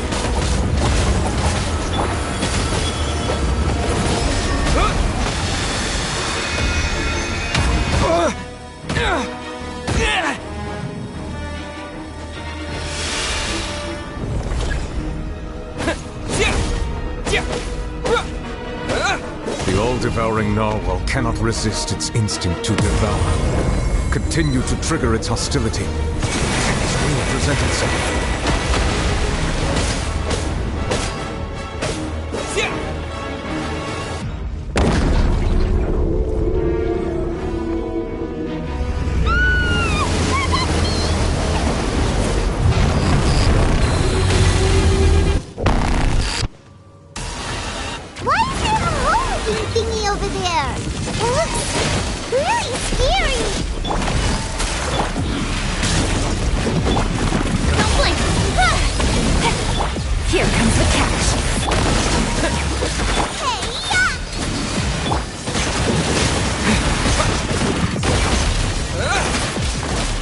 I have granted you my protection.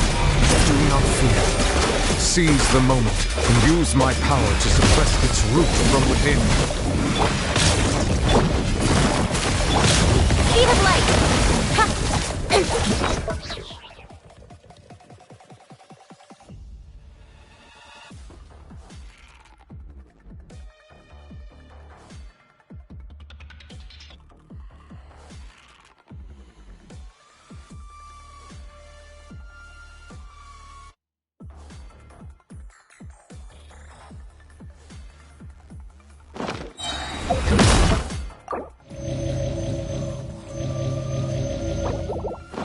Step back, two forward.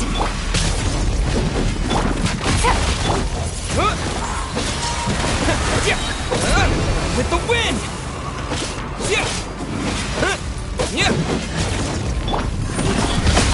Cut to the chase!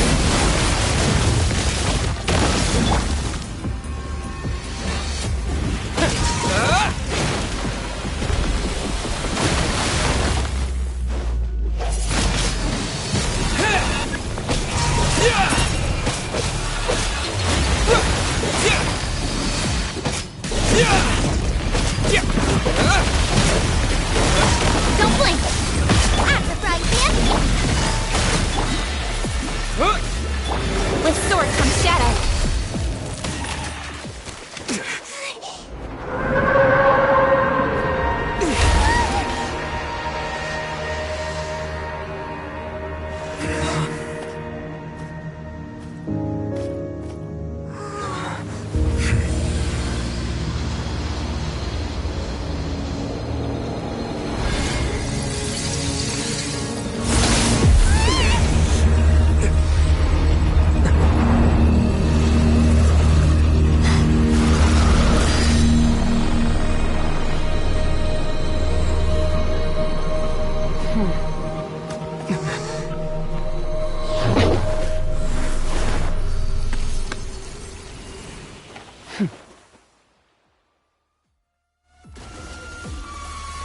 Thanks for helping with the cleanup.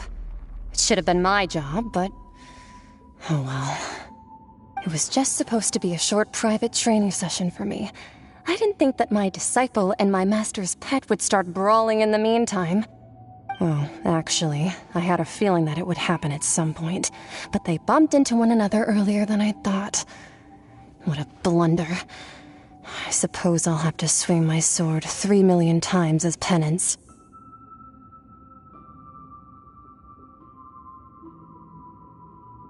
That power. Who are you exactly?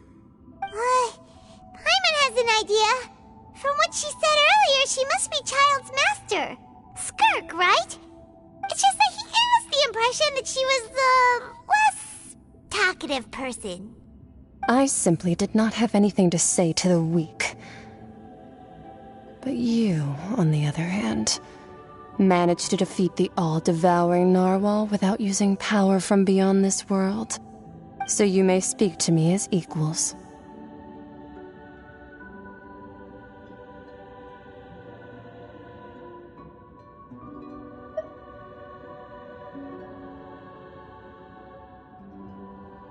I have to agree. It's a strange use of a planet's primordial waters just to raise an all-devouring narwhal. That kind of power is wasted on it. It's not cooperative. It eats too much. And I have more important things to do with my time than pet sitting. The only thing that creature has going for it is its looks. All in all, it fails as a pet. Miss Skirk? I think you might have missed the point. The point being? Well, being that this pet almost destroyed an entire nation. So what sort of person is your master? Well, Child's master's master. Wait, is that right? Oh, right. So you don't know him. Sorry, I assumed you did. His name is Sertologi. Huh? I am unfamiliar with that name. Huh. So Master isn't sufficiently famous. How should I describe him then? Have you heard of the name The Fowl? The Fowl? Still nothing? Well, how about The Visionary? Vetterfulnir then? Or Gold Rhine-Daughter? Ooh, that one we've heard! Rhine-Daughter's part of the Hexen Circle. She's Albedo's mom, right? Oh, so you do know that name. To be honest, I also heard all of those names and titles from my master. I don't actually know them either. But I suppose you understand now, yes? My master is likely a similar sort to Rhine-Daughter. They are both pursuing some form of perfection. Wait! Didn't you also mention a visionary person? Paimon didn't quite catch their name. Actually, never mind that. I believe it expedient to inform you that the all-devouring narwhal used up nearly all its strength fighting you. Such roiling hydro energies will prove difficult for the planet's deep seas to digest. As such, the Fontaine back on the surface has most likely been thrown into chaos. In other words, the prophecy that you've been fretting over should now be in full swing. What?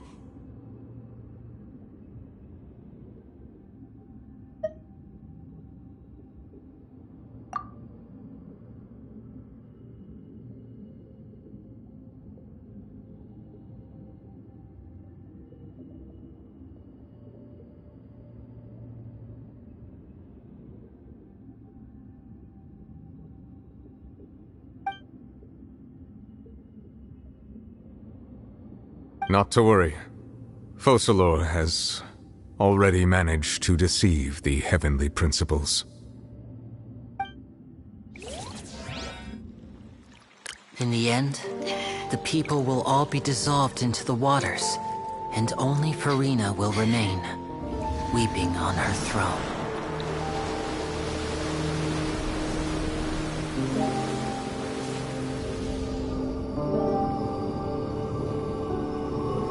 Only then will the sins of the people of Fontaine be washed away.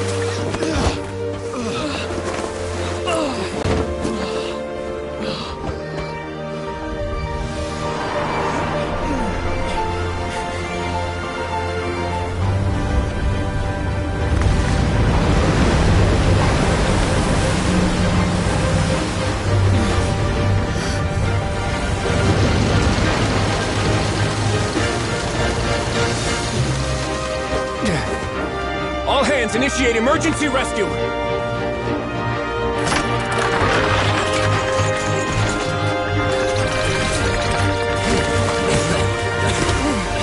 Hurry!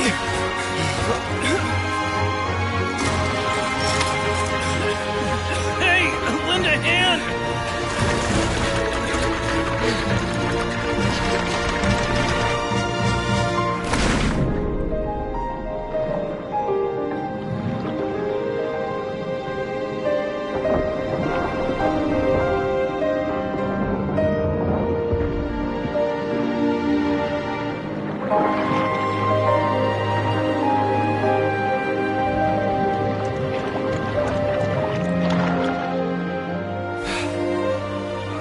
Look! The water's receding!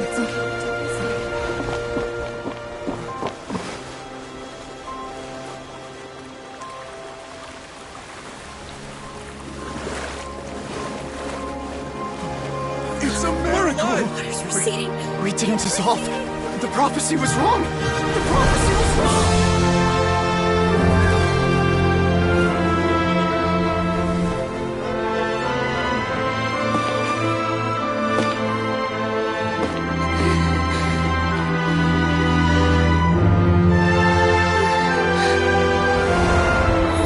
Are you alright? Yeah. We're saved. The prophecy was wrong.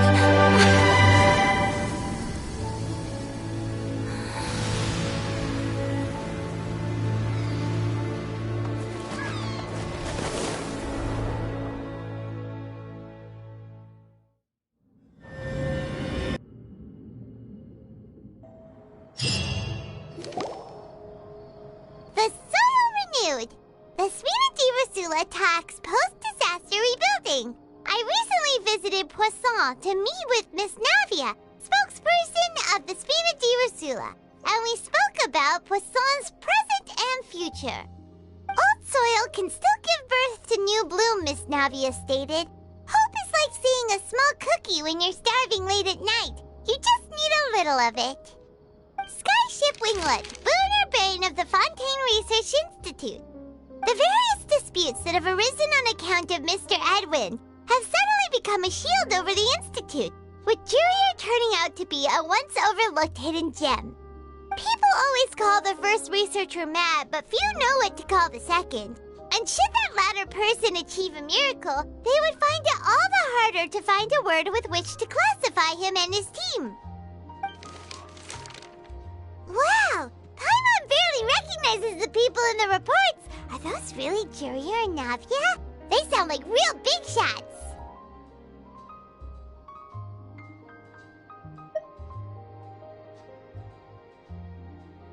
What do you think? Pretty enthralling, huh? The Steambird's idea was pretty simple. With the disaster just having passed, we would print a free edition packed to the margins with good news to calm people down. The value for these big scoops lies in their inevitable follow-ups. We'll publish further reports and go into the stories behind those people. Edwin's assistant, Jurier, created a true flying ship, while Navia is leading people in the reconstruction of their home. I'm sure that these stories could draw even your well-traveled eye.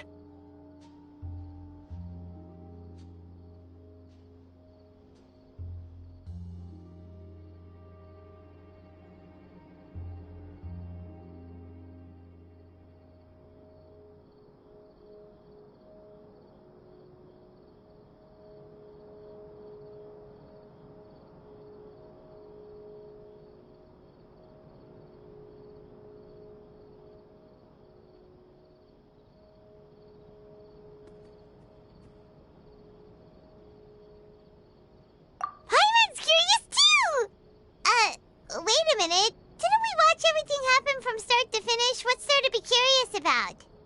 And that's exactly why I'd like you to come conduct interviews with me. You're the best incubators of news, if you haven't noticed. And also, with you around, I'm sure I'll get to see that Duke. Are you sure? Hasn't he turned you down several times already? Oh, this time will be different. Come on, let's head to Poisson first, and then make a trip to the fortress. There are some things you'll only know when you get there.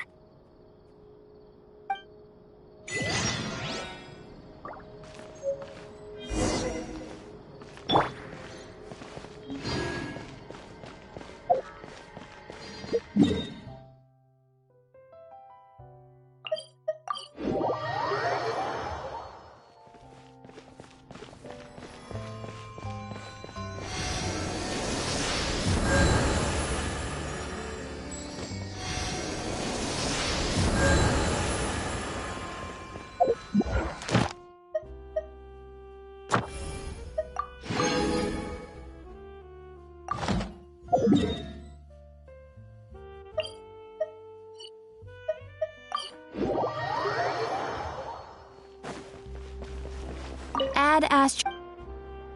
Thank you for complete. Add Astro.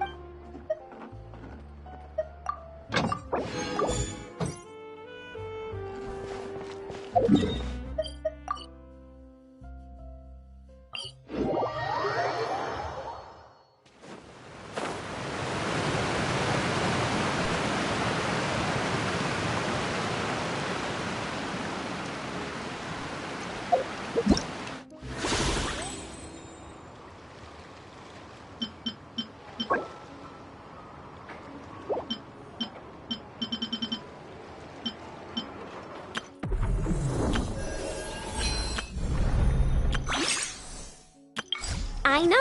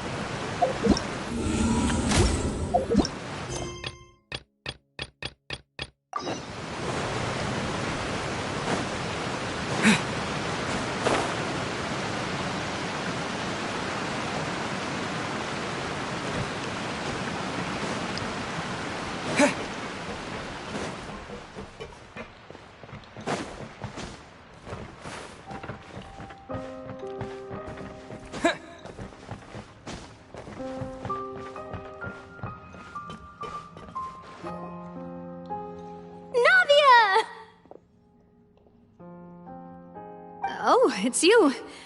What brings you all here? Hey, we're just having a look around. I'm here to update myself on how things are going here. Oh, the Fatui are here too. Let me introduce you. This is Mr. Garunt Snezhevich. He represented the Knave in sending us a large amount of supplies, and is helping with our work. Our residents are hard at work as well. Thanks to everyone, work is progressing nicely. We've lost a lot of people, but we're moving forward. That will have to be enough. Hello, Miss Charlotte. I'm a big fan of yours. I especially like that article you wrote last year about Fontaine's stray cats. But if you don't mind, could you not emphasize our role too much in your report? It's not charity we're doing here. We just happen to share the same interests as the Spina. I get where you're coming from. I'll keep it as simple as possible. Or would you be willing to feature as friendly neighbors? That would be fine. Thanks! Oh, you're back too. How are things? We finished laying down the construction materials. It'll be another hour before the workers are able to go over there. Huh? You're here too, Clarence? Well, her reputation's greatly risen after that whole duel business with Miss Farina. So she's here in Poisson to wait out the heat. All right. She really came here to help me out. There's too much to consider in the reconstruction of Poisson. The Spina has need of more decision-makers. And, well, I do already happen to be connected to Mr. Callis. Oh, wait just a moment. Do you mind me asking a few questions? You know, about how you felt before the duel, about what it was like facing down a god. There's lots of exciting material there, I bet. Forget it. I'm sure you can find a better theme than that, Miss Charlotte. I see you're the same as always. Couldn't you do me a favor, for Navia's sake? Well, if we're talking about doing things for my sake, you might as well just take a few more photos of me. Or of the Traveler. It's better than wasting time persuading Chlorand, at any rate. Of course I will. I'm not gonna let him off that easy. All right, then everyone who wants to be in the photo, gather up. And smile.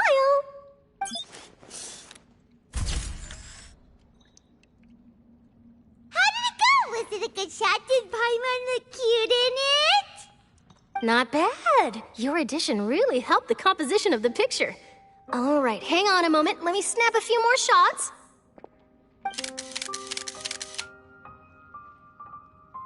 All right, that should do it. I'll be back here later anyway, so let's call it a day.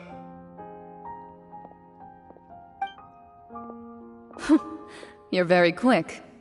Speed is of the essence when it comes to the news, and freshness is the key. Also, not to brag, but I'm pretty good at building connections. Who knows? I might eventually get that interview with you after all, Miss Chlorand.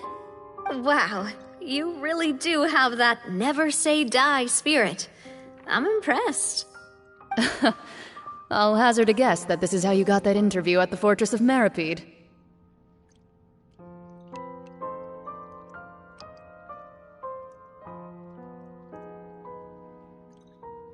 Whoa, you're well informed. Let me make a guess too. I asked Sijuin, who told Monsieur Nervillette, and he told you, right? That's a very complete information chain. In truth, all Monsieur Neuvillette asked me was, when did the fortress become so friendly towards the media? I told him that it was best not to speak too soon. There's no guarantee that Ridsley will make a personal appearance. You're right. I've got to treasure every moment I have with them. In which case, I'll be making a move first. Stay safe now. And tell me if you hear anything interesting. I'll treat you to afternoon tea in exchange.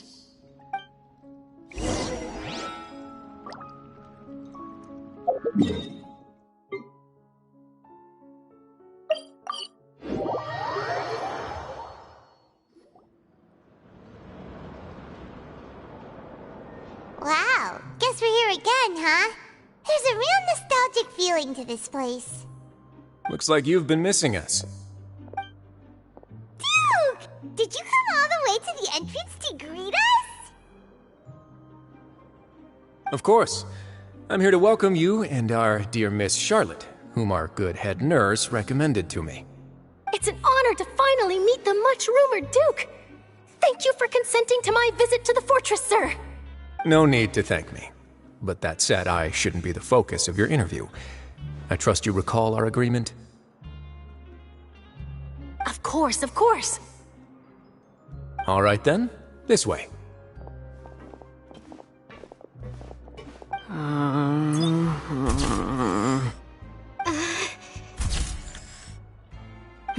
Hey, no need to be so nervous. I've already taken all the photos we need. Miss Charlotte, do these pictures really need to be published on the cover of the Steambird? It would seem that Miss Lorvine doesn't want her face to appear beside that of Mr. Jurier, hmm? Sir, please don't say things like that. But it looks like dear Mr. Jurier denies it. Might this interview be very important to you, then? No, I just... This is my first time being interviewed, and I'm very thankful to the Steambird for... Now, I might not look it, but I actually did meet Mr. Edwin once. And I'll be honest, I enjoyed chatting with you more. You've definitely got more of that genius vibe going on. The boat that brought about a miracle, the ark that saved the people. Why, you recreated a myth back there, like an emissary of legend. Still, if I might ask, where's that flying ship now? Huh!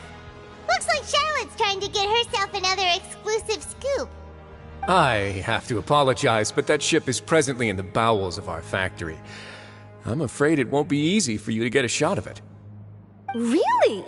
Well, then in that case, could I have an interview with you to make up for that loss?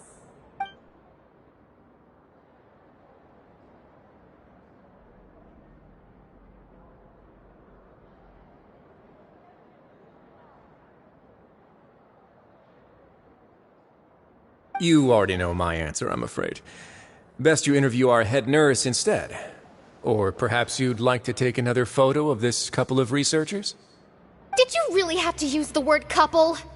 Well, then, 2 solo photos will do. Is my hair messed up? Please, someone help me have a look. Things sure are getting pretty lively here. We've seen this kind of thing before. Oh, seems like everyone's here.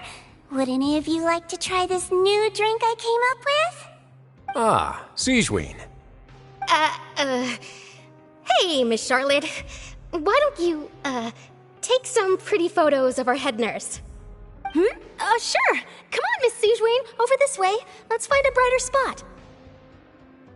Huh? Sure. Do I have to smile? So, how have things been at the fortress?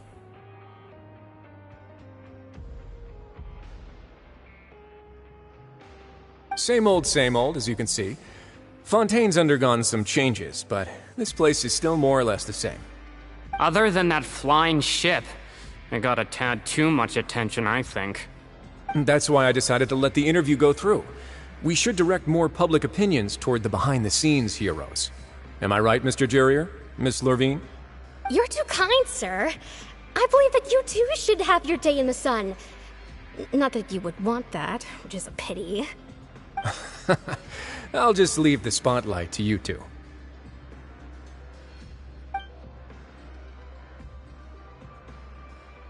I see. Lots of things happened that day, huh? Anyway, regarding that Harbinger, I'm not sure you remember, but his 3 young followers are still waiting for his return. He sure did win them over, huh? I'll tell them that there's good news and bad news. The good being that their boss seems fine, and the bad being that they must face extended sentences for abetting his escape. Oh, actually, what about you? Are things gonna change for you too? What change can there be? The fortress will keep chugging along, and so will my duties. As to what Miss Farina's departure will mean for the nation, and if our laws and governance will be transformed, we'll leave those to the folks in the overworld. Hey everyone, the photo shoot's done. Good. In that case, let's call it a day here. Thanks for your cooperation. Come on, Traveler, let's go. Till next time, everyone. There'll be a next time? Maybe. Who knows? I might write a story about the underwater factory next time. Until then. All right, last stop, the docks.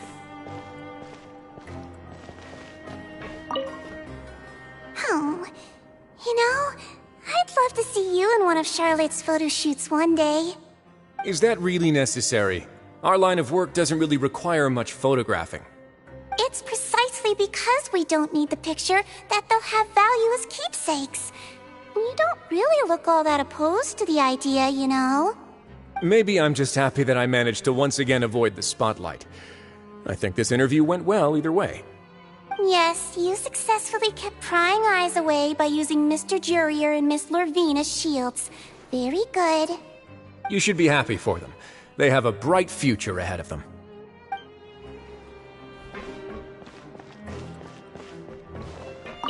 Here are the interview notes. They mentioned that the flying ship may have many uses in the future, and the journalist asked me what I thought of them. Seriously, how would I know anything about that? Flight is just flight. Whether people want to use a flying ship to broadcast good news or organize weddings is none of my beeswax. A wedding? Huh.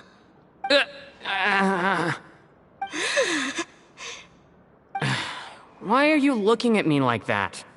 So the flying ship can be used for weddings? I didn't say that. That journalist mentioned it, and what does that have to do with us anyway? True. What does that have to do with us?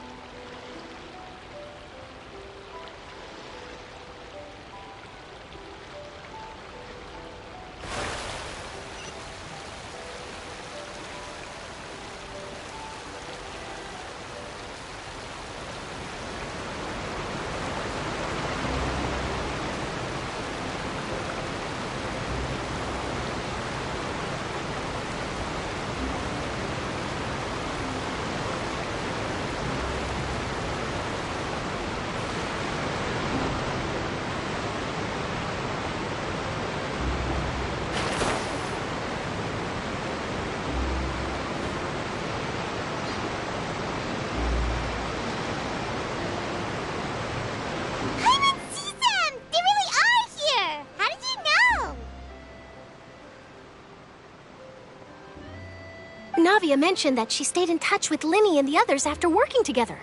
Apparently, they've been at the docks distributing these strange pockets the whole time since. Traveler, Paimon. And Miss Charlotte, too. Would you like a magic pocket? What sort of gadget is it? It's a wondrous bag that can be used to carry many things. The water level has returned to normal, but if you see any of your things floating around, you can use this to carry them. Or you could trick a friend into doing it for you. Trick a friend? I wonder which of my friends would fall for that.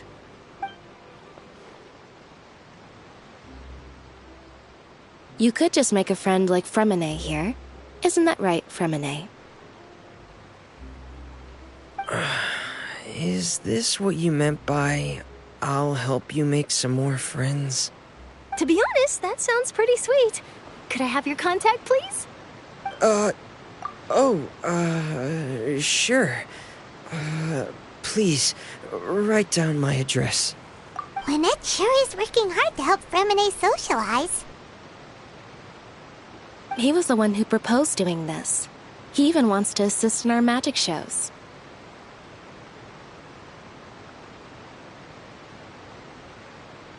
Yes, I was planning to first introduce Pear as an assistant, and later Fremine himself. In the future, I think we can leave underwater escape magic to him too. That said, would anyone want to see a diver escape underwater?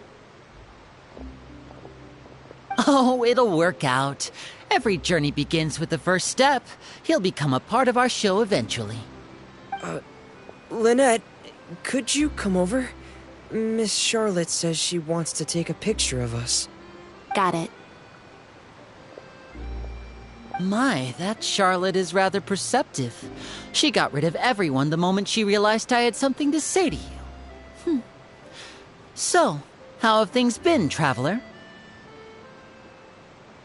Father says that you did a great deal during the latest events. She's very grateful for your contributions to Fontaine. That's all right. We were more than happy to help. So, what's she doing now? Oh, I guess you haven't heard. Well, after Lady Farina left, Father and Monsieur Neuvillette opened negotiations, during which he gave Fontaine's gnosis to her as a diplomatic gift. A diplomatic gift? A gnosis? Yes, I was quite surprised at first myself. But when I thought it over, there were actually a number of things going for it. It could have been done as an apology for the incident with Lord Child, or as thanks for his help in tying the all-devouring narwhal down. Furthermore, Father did also lend significant aid to Fontaine and Poisson. Well, that's true, but this is a gnosis we're talking about. Doesn't this seem a bit irresponsible? I would agree, but I've also heard that it seems that Monsieur Neuvillette has had a significant change of heart regarding the matter. So there's some reason for this that only Neuvillette knows about? I suspect you'll have to ask him about that yourself. Yes, speaking of which, I did see him strolling around the entrance to the Fortress of Meripede a while back. Isn't he real busy and stuff? Paimon didn't think he'd have the time for that. But back to the topic. The gnosis was given to the knave, right? What about Child? They say that he's returned to Snezhnaya to recover from his wounds. I hear that the recent disaster really did a number on his health.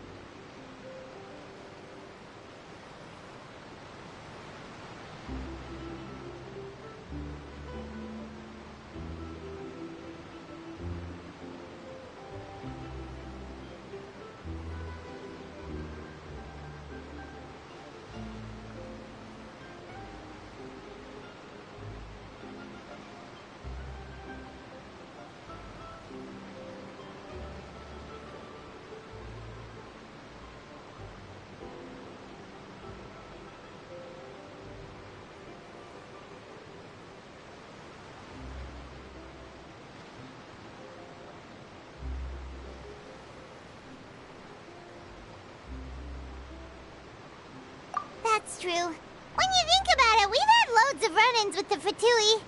To think we'd be allied with them this time. So shocked by such a simple switching of sides?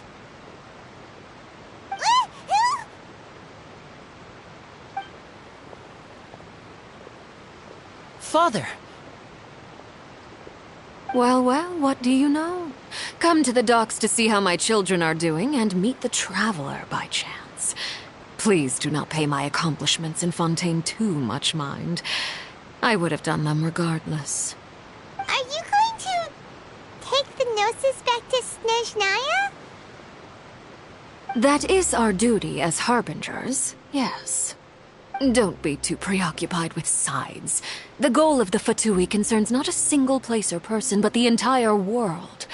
With such a grand goal in mind, it is inevitable that we must wear many masks. Switching my masks is something I've always done.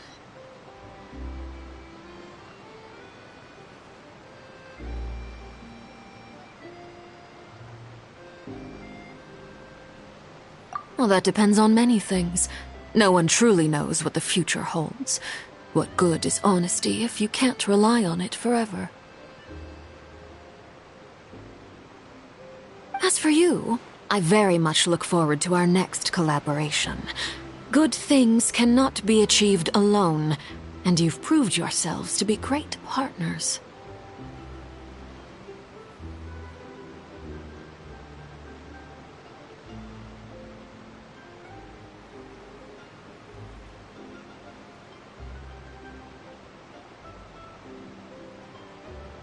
A vision? All right. I'll remember to return it. Thank you for keeping it safe for him this entire time. And that's a wrap for me. Huh? You're... Greetings, Miss Journalist. Hello. If I'm not mistaken, there are diplomatic channels I'll need to report to take a photo of you. That is correct. So forgive me, but I will not be able to serve as a subject in your article.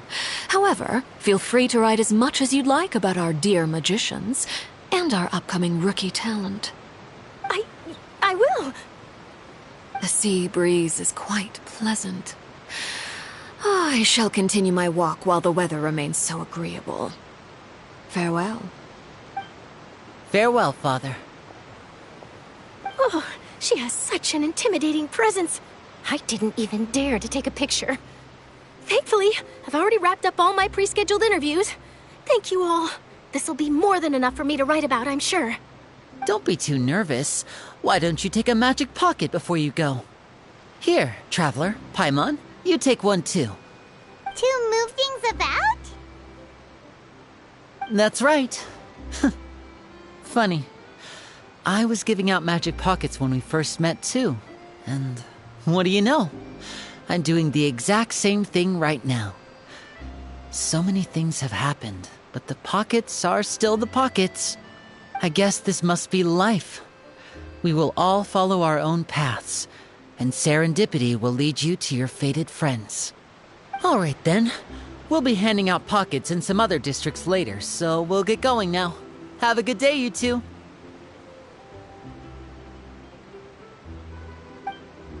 Well, guess we sent Charlotte off. Shall we go see how Neverlette's doing? As long as he's not so busy that he doesn't have time to chat anyway.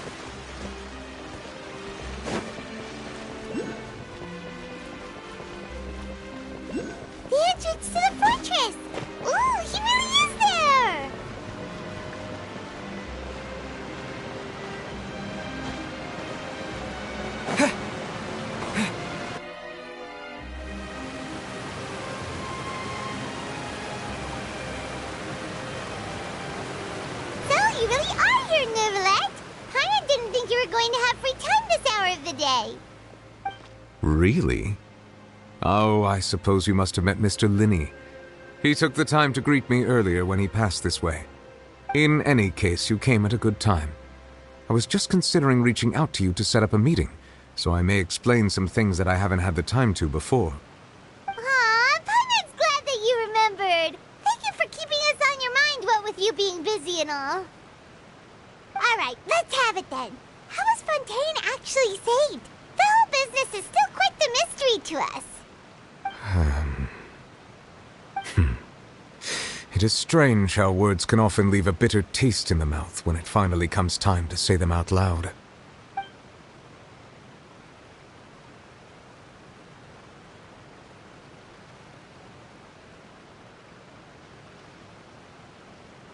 Whoa. So that's what happened?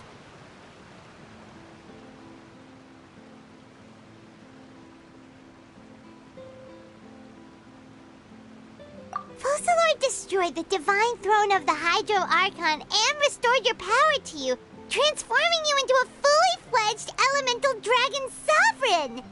But Paimon still doesn't quite get what you did to save the Fontanians from dissolving. For me, the authority of the ancient dragons refers to absolute control over the hydro element. Fontanians were incomplete humans born of Egeria's use of the power of the primordial sea, with constitutions similar to that of mimics. But so long as those primordial energies remain within them, I could use the ancient dragon's authority to grant them true blood, after the fashion in which life was first brought into being on this planet. In other words, when I gave my verdict, Fontanians became true humans, and thus would naturally no longer be dissolved by water from the primordial sea. Focalor must have counted on you to make that decision as well. Your verdict was the key to making the prophecy appear to have come true while saving everyone.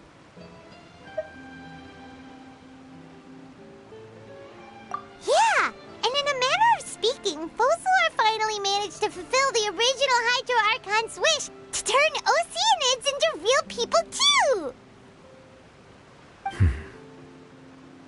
It seems from your expressions that you still have more things you wish to ask. Ask away. I will tell you the truth as I know it. I have investigated his case along many avenues, and I have learned that he once fell into an unknown chasm when he was young. There, by chance, he awakened the all-devouring narwhal. But whether it be by sentiment or reason, that should not have been enough to consider him the root cause of the disaster. At most, he would have had tangential liability. As for the judgment passed by the Oratrice during the trial, whether it was due to that liability by association, or Focalor deliberately using him to buy time for us on the assumption that he would be able to hold the creature off, I cannot say. Guess Focalor had Fontanians in mind the whole time. In the end, it was thanks to her that they finally became real humans. Hang on a second. Paimon suddenly got another question. Back when Fontanians hadn't yet become real humans, were the children they had also transformed Oceanids? Life has always flowed like water. Do you recall how Fontanians would often come to the Fountain of Lucine to pray for children? Yeah! Lynette said the fountain is where all the waters in Fontaine converge. In truth, even those couples did not know that such prayers were no mere custom, but instead a form of ritual. Those Oceanids who were blessed within the spring water would later descend as new humans in the coming months. Paimon sorta gets it now. Either way, it seems like this ritual won't be of any further use, but it'll probably live on as a local custom. Ask away. I will tell you the truth as I know it. Yeah, about that. Risley said Farina has already left. What's that all about? Ah, Lady Farina. The people are only aware that her death sentence has not been carried out. She abdicated the post of Hydro Archon and left affairs related to that title to me, before leaving the Opera House. I related Focalor's words to her faithfully and completely. After hearing them, she seemed neither saddened nor comforted. She simply said that she was tired and needed to rest. Having said that, she then packed her things and moved out of the Opera House, not unlike how an ordinary person might. she's still got a place to stay, right? You need not worry. I will make arrangements to ensure that she will not want for food, clothing, board, or travel. In truth, I am somewhat happy for her. The wear and tear on her spirit will, of course, take time to heal. But now that she no longer has to play the role of Focalor the Hydro Archon, she can finally lay down her burdens and lead a normal life.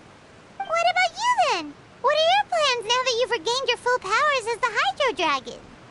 After Focalor passed on, the Oratrice also ceased to function. This matter will directly affect our trials. After much careful consideration, I've decided to take over its role in our courts. From now on, I shall hear cases and pass verdicts by myself. Looks like you're still considering stuff from the perspective of the Udex, huh? As an elemental dragon, there are indeed many things that I must do. But this power and this duty, in a manner of speaking, you could say that both were granted to me. As such, before I attend to my other responsibilities, I must first and foremost continue to serve Fontaine as its highest judge. The duty of the Hydro Sovereign and the duty of the Udex shall coexist within my person. Additionally, the Hydro Archon's departure has brought about another problem, which is that the Opera House shall no longer produce indemnitium. That's true.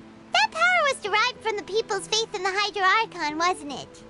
Wait, but the various mechs and machines in the city are all still okay. Where are they getting their energy from? As I am now, I have full command over New Musia, and it can serve as a complete substitute. Another reason why I cannot quite leave Fontaine immediately. Wow. This ancient dragon's authority stuff is really quite useful, huh? Ask away. I will tell you the truth as I know it.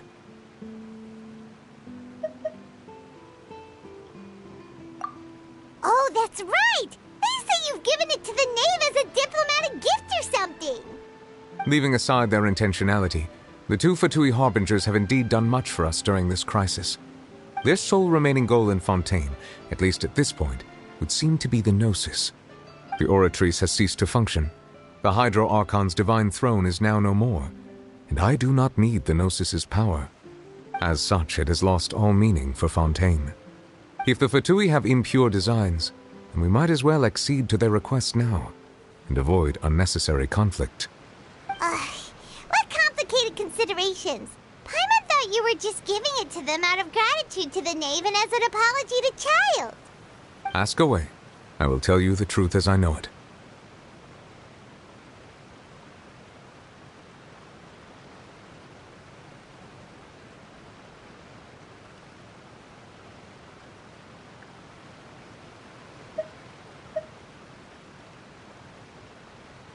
You will soon be heading to Natlan, I presume? I'm afraid that I have little talent as a travel guide, so all I can do is tell you what I know about that land. As far as I'm aware, Natlan can be said to be a nation of dragons. A nation of dragons? You mean like you? No, I suspect that I would not find myself welcome there. Unlike ancient dragons such as myself, the dragons of Natlan have undergone long years of development and evolution. Large numbers of them have entered a form of coexistence with humanity. Natlan is also the nation of war. War ravages those lands like an undying flame. There is one other piece of information I got incidentally from my negotiations with the knave that I believe may be useful to you. The harbinger known as the Captain has thrown his hat into the endless ring of war. The Captain. Sounds like a real tough customer. Seriously, everywhere you look, there's a Fatui Harbinger doing their thing. I suggest that you fully prepare yourself before going to Natlan. In the meantime, Fontaine's doors will always be open to you. Ask away. I will tell you the truth as I know it. Hang on a sec. Paimon's still got a question about Gnosis. When we spoke to Linny earlier, he mentioned that your attitude towards giving away the Gnosis had clearly changed. We guessed that there might be some reason for it that only you were aware of. No wonder the House of the Hearth is the Fatui's intelligence division. They are certainly sharp. So regarding this specific issue, I was just getting ready to share something with you. What is it? In truth, I exchanged some further words with that lady named Skirk after sending you two back to the surface. It went something like this.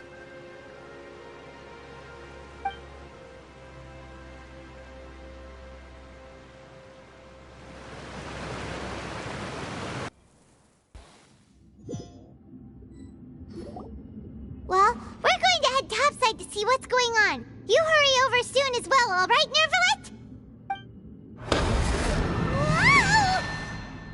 What next? The all-devouring narwhal isn't here, so I'm no longer getting any interference. I can finally catch the scent of your power, what it's made of. It is the authority of the planet's primordial dragons, but with something very similar to a god's curse mixed in. It's quite a novel blend. I'm sure I've encountered something like this before. What was it again? I do not know what you speak of. Of course. How could I forget? You should have the remains of the third descender on your person, yes? Remains? I've never heard of any such thing. According to your parlance, I believe it may be called a gnosis. Well, that much is true. After Focalor's divinity faded, she handed her gnosis to me. But I fear I have never heard of it described in the manner that you just did. I've been training with my master, the Fowl, ever since I was young, and I have never returned to the surface since. So most of the information I possess, I got from him. It is only natural for those who are greater than humanity to possess a different sort of common sense, which is why there are so many problems in our attempts to communicate with humans. Regardless, you should probably get rid of objects of misfortune to prevent any disasters from befalling you. To live in itself is a blessing.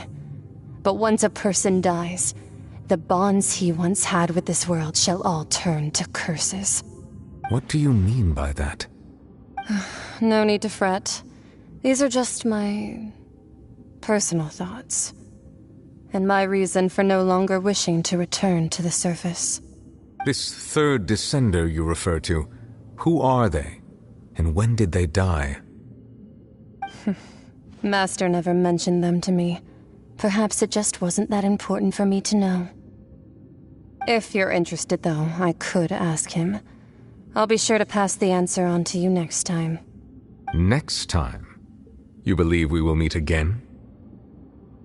I do. Wait. I have a disciple of my own, don't I? He can be the messenger, then.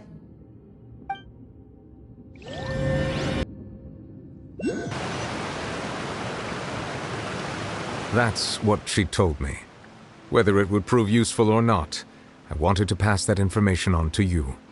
The remains of the third descender? So that's what the Gnosis actually are. Paimon just thought they looked like chess pieces. How could they be a person's remains? All the same, assuming that there was no misunderstanding or special metaphor at play, that is what she meant to say. And she said that it would bring misfortune and that you should check it, which is why you gave it to the Fatui. If she speaks the truth, then I would simply be putting Fontaine at unnecessary risk by keeping it here.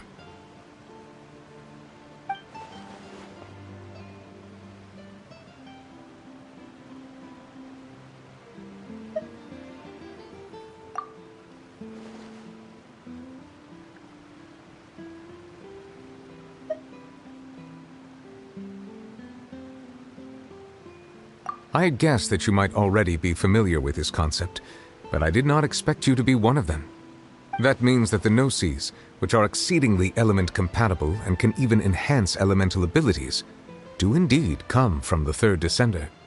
I wonder, does your body also possess similar properties? Like being able to use elemental powers without a vision! That does sort of count as special compatibility, right? No, let's not think about this stuff right now. It just feels creepy. Comparing the Traveler to the dead third descender and all. That's what you say, but this topic still feels like bad luck. Once Child recovers, let's get some more answers out of him. Or go look for his master and get the answers that that way. I too believe it unwise to make too many blind guesses when information is lacking. The same is true of being at court. All right. Whatever the case, it seems like the crisis here in Fontaine's over for now. Yes. All of Focalor's efforts were for this moment as well. But she sacrificed herself in the end as a god, and she suffered through all those years as a human. Was that really what she wanted? I suppose that would be the mystery of a god's will. I suspect not.